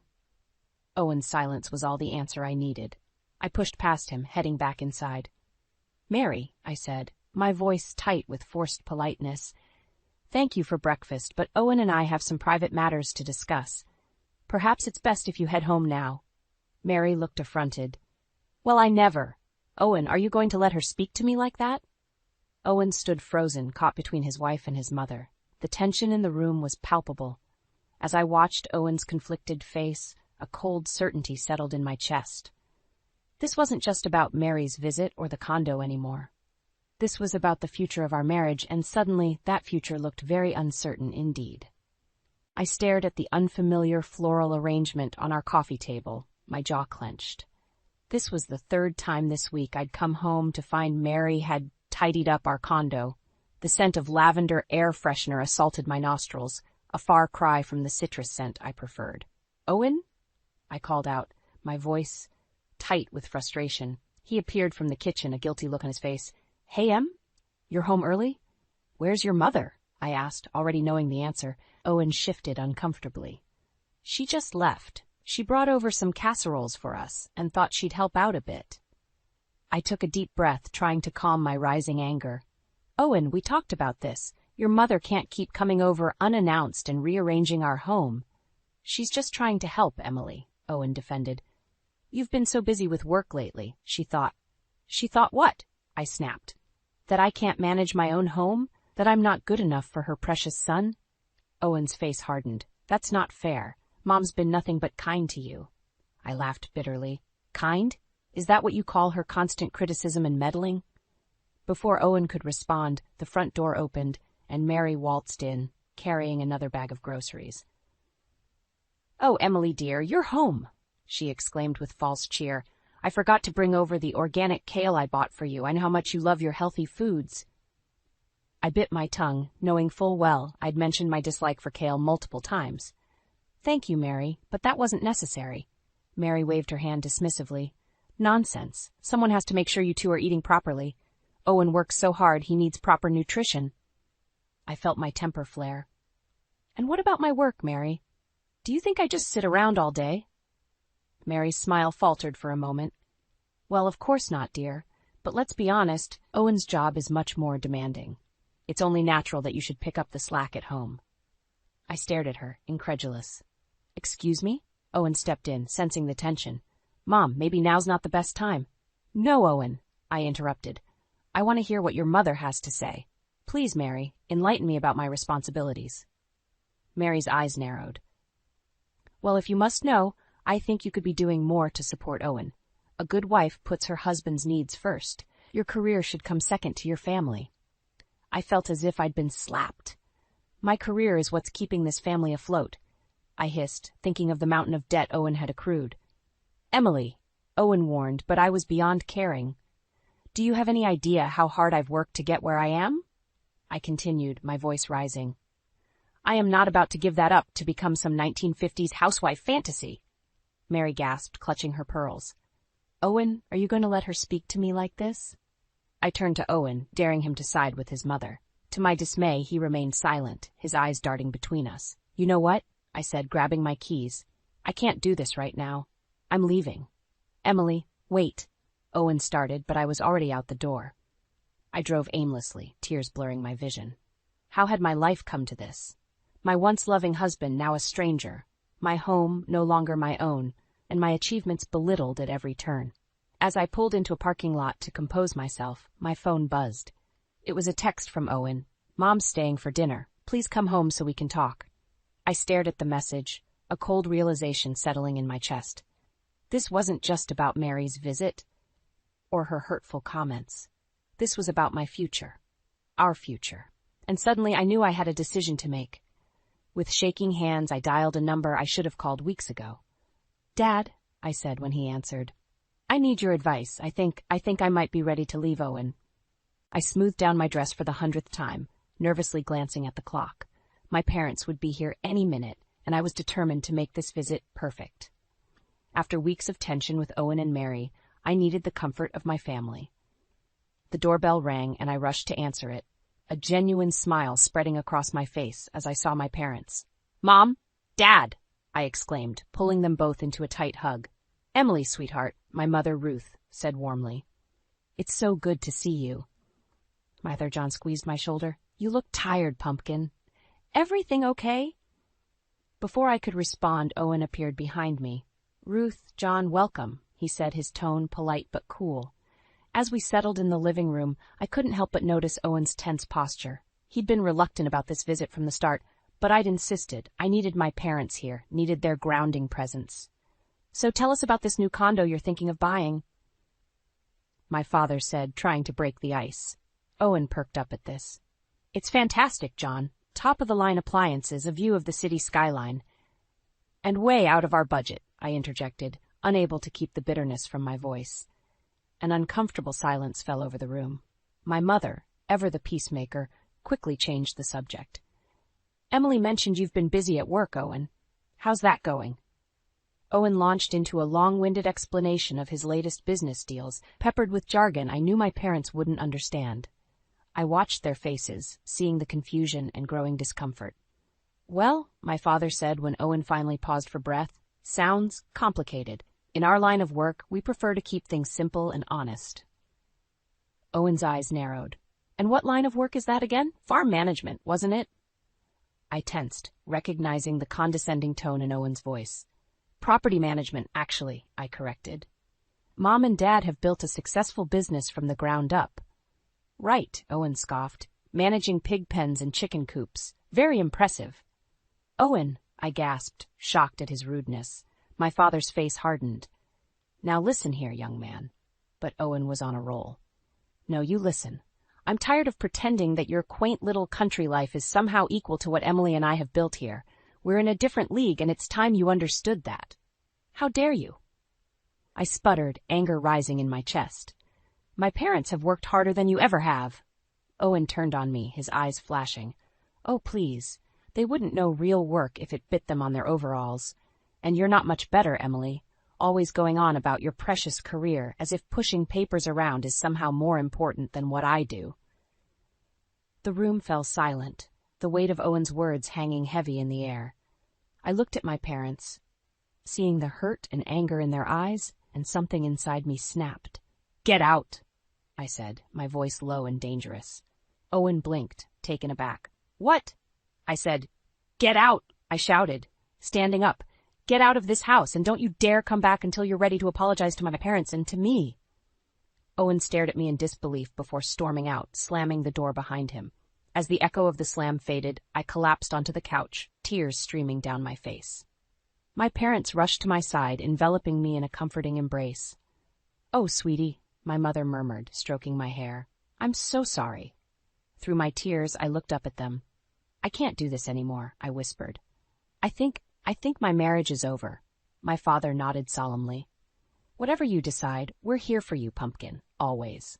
As I sat there, surrounded by the unconditional love of my parents, I felt a strange mix of sorrow and relief. The life I had built with Owen was crumbling around me, but for the first time in months, I felt like I could breathe again. I took a deep breath, wiping away my tears. I need to leave him, I said, the words feeling both terrifying and liberating. Will you help me?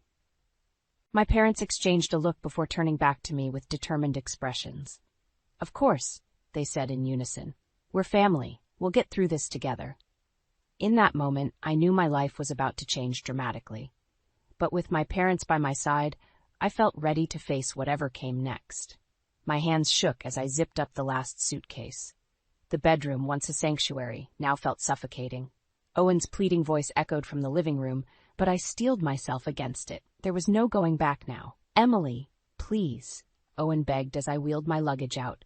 We can work this out. I'll do better, I promise. I turned to face him, my resolve firm. No, Owen, we're past that point. Your behavior, your lies, your disrespect for my family, it's too much. I'm leaving. His face contorted with anger. You can't just walk out on our marriage. What about everything we've built together? I laughed bitterly. Built together? You mean the mountain of debt you've hidden from me? The life you've constructed on lies and manipulation? Owen's eyes widened. How did you? I hired a financial investigator, I cut him off. I know everything, Owen. The gambling debts, the secret credit cards, even the money you've been funneling to your mother. He paled, stumbling back. Emily, I can explain. Save it, I snapped. I'm done with your explanations and excuses.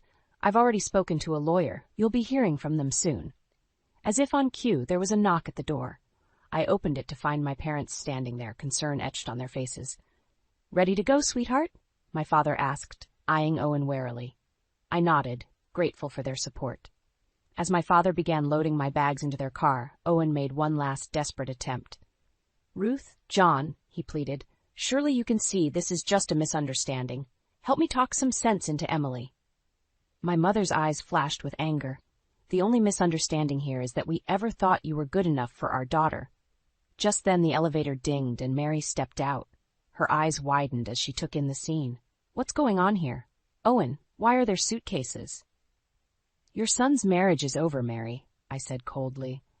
I suggest you start looking for a new place to meddle. Mary's face reddened. How dare you?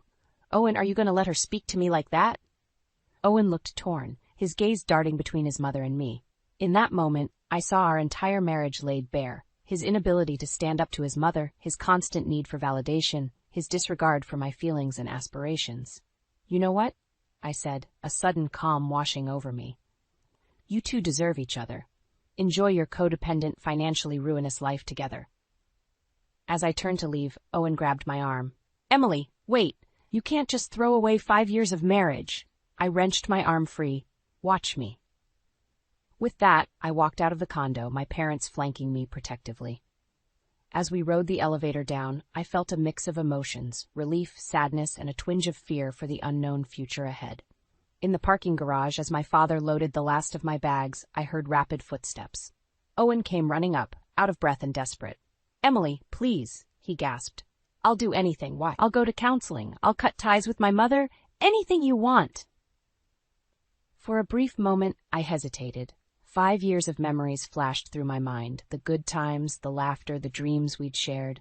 But then I remembered the lies, the betrayal, the constant belittling of my achievements. I took a deep breath and looked Owen in the eye. It's too late, Owen. I deserve better, and I'm going to find it, without you. As we drove away, I watched Owen's figure grow smaller in the rearview mirror. Tears streamed down my face, but I felt a strange sense of lightness. The road ahead was uncertain, but for the first time in years, it was mine to choose. You okay, Pumpkin? My father asked gently. I wiped my eyes and managed a small smile. No, I admitted, but I will be. As we turned onto the highway, leaving behind the life I'd known, I realized this wasn't just an ending.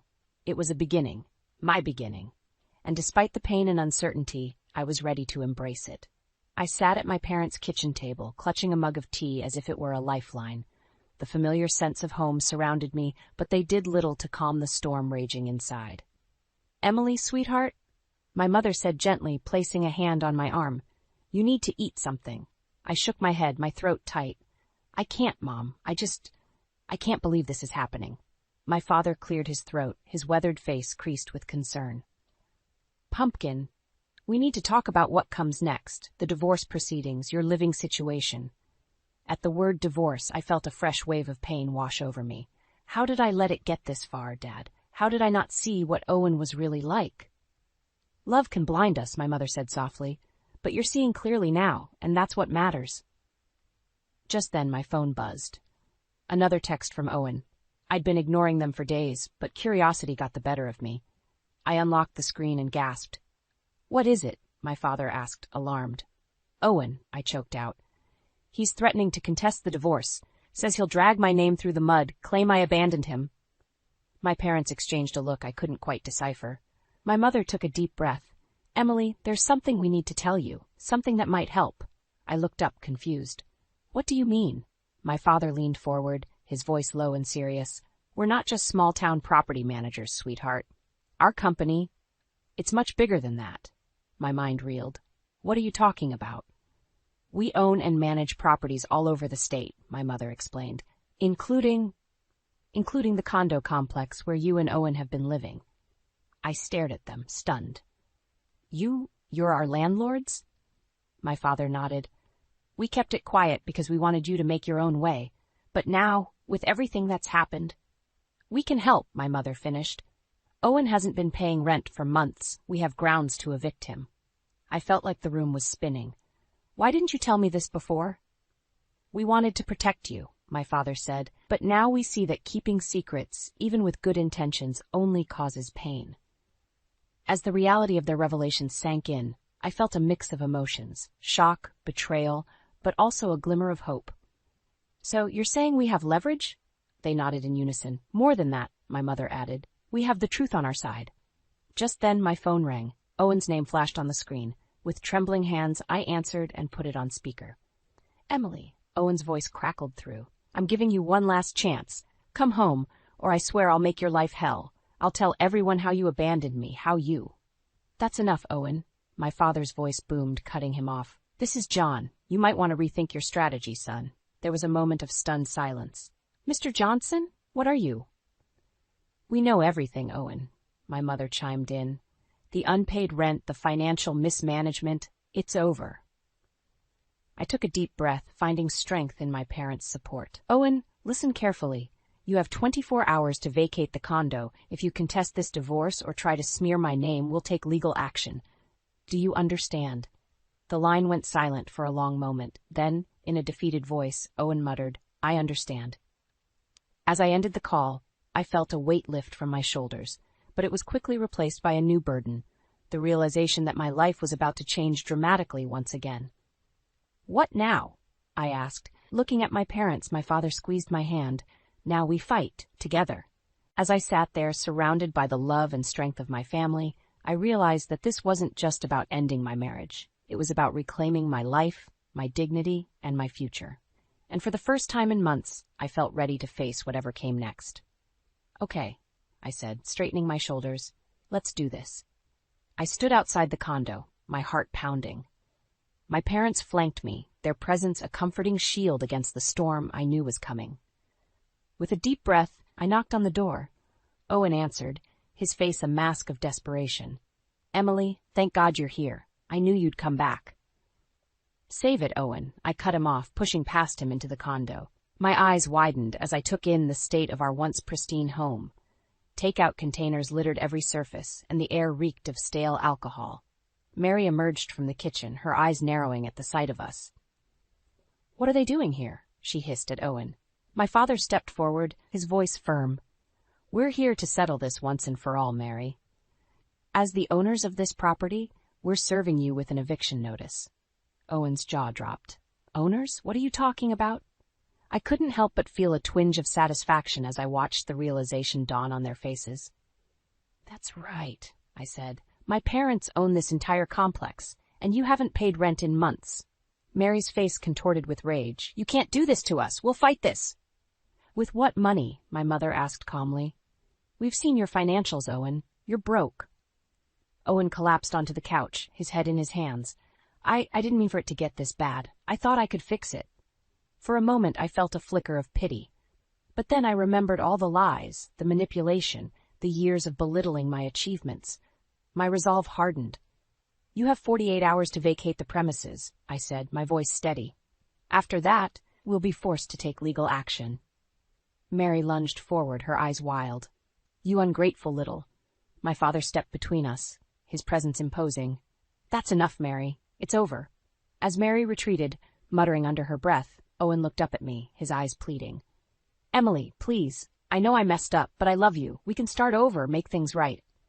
I felt a lump form in my throat, memories of our happier times flashing through my mind, but I pushed them aside, focusing on the truth I now knew. "No, Owen," I said softly. "We can't. You never loved me for who I am. You loved the idea of me, the status I brought you. It's time for both of us to face reality." I turned to leave, but Owen's desperate voice stopped me. "What am I supposed to do now? Where will we go?" I looked back at him, seeing for the first time how small and pathetic he truly was. "That's not my problem anymore, Owen. You're an adult. Figure it out." As we walked out of the condo, I felt a weight lift from my shoulders. The cool air hit my face, and I took a deep breath, savoring the taste of freedom. My mother squeezed my hand. "You did it, sweetheart. It's over." I nodded, tears pricking at my eyes. I just can't believe I let it go on for so long. I feel so stupid. "Hey now," my father said, pulling me into a hug. "You're one of the smartest, strongest women I know. You recognize the truth and you fought for yourself. That's something to be proud of." As we drove away from the condo complex, I watched my old life disappear in the rearview mirror. A mix of emotions swirled within me: relief, sadness, and a growing sense of excitement for the future. "So," I said, turning to my parents, "tell me more about this property management business of yours." They exchanged a smile before my mother replied, "Well, we could always use someone with your skills if you're interested." I felt a grin spread across my face. You know what? I think I am.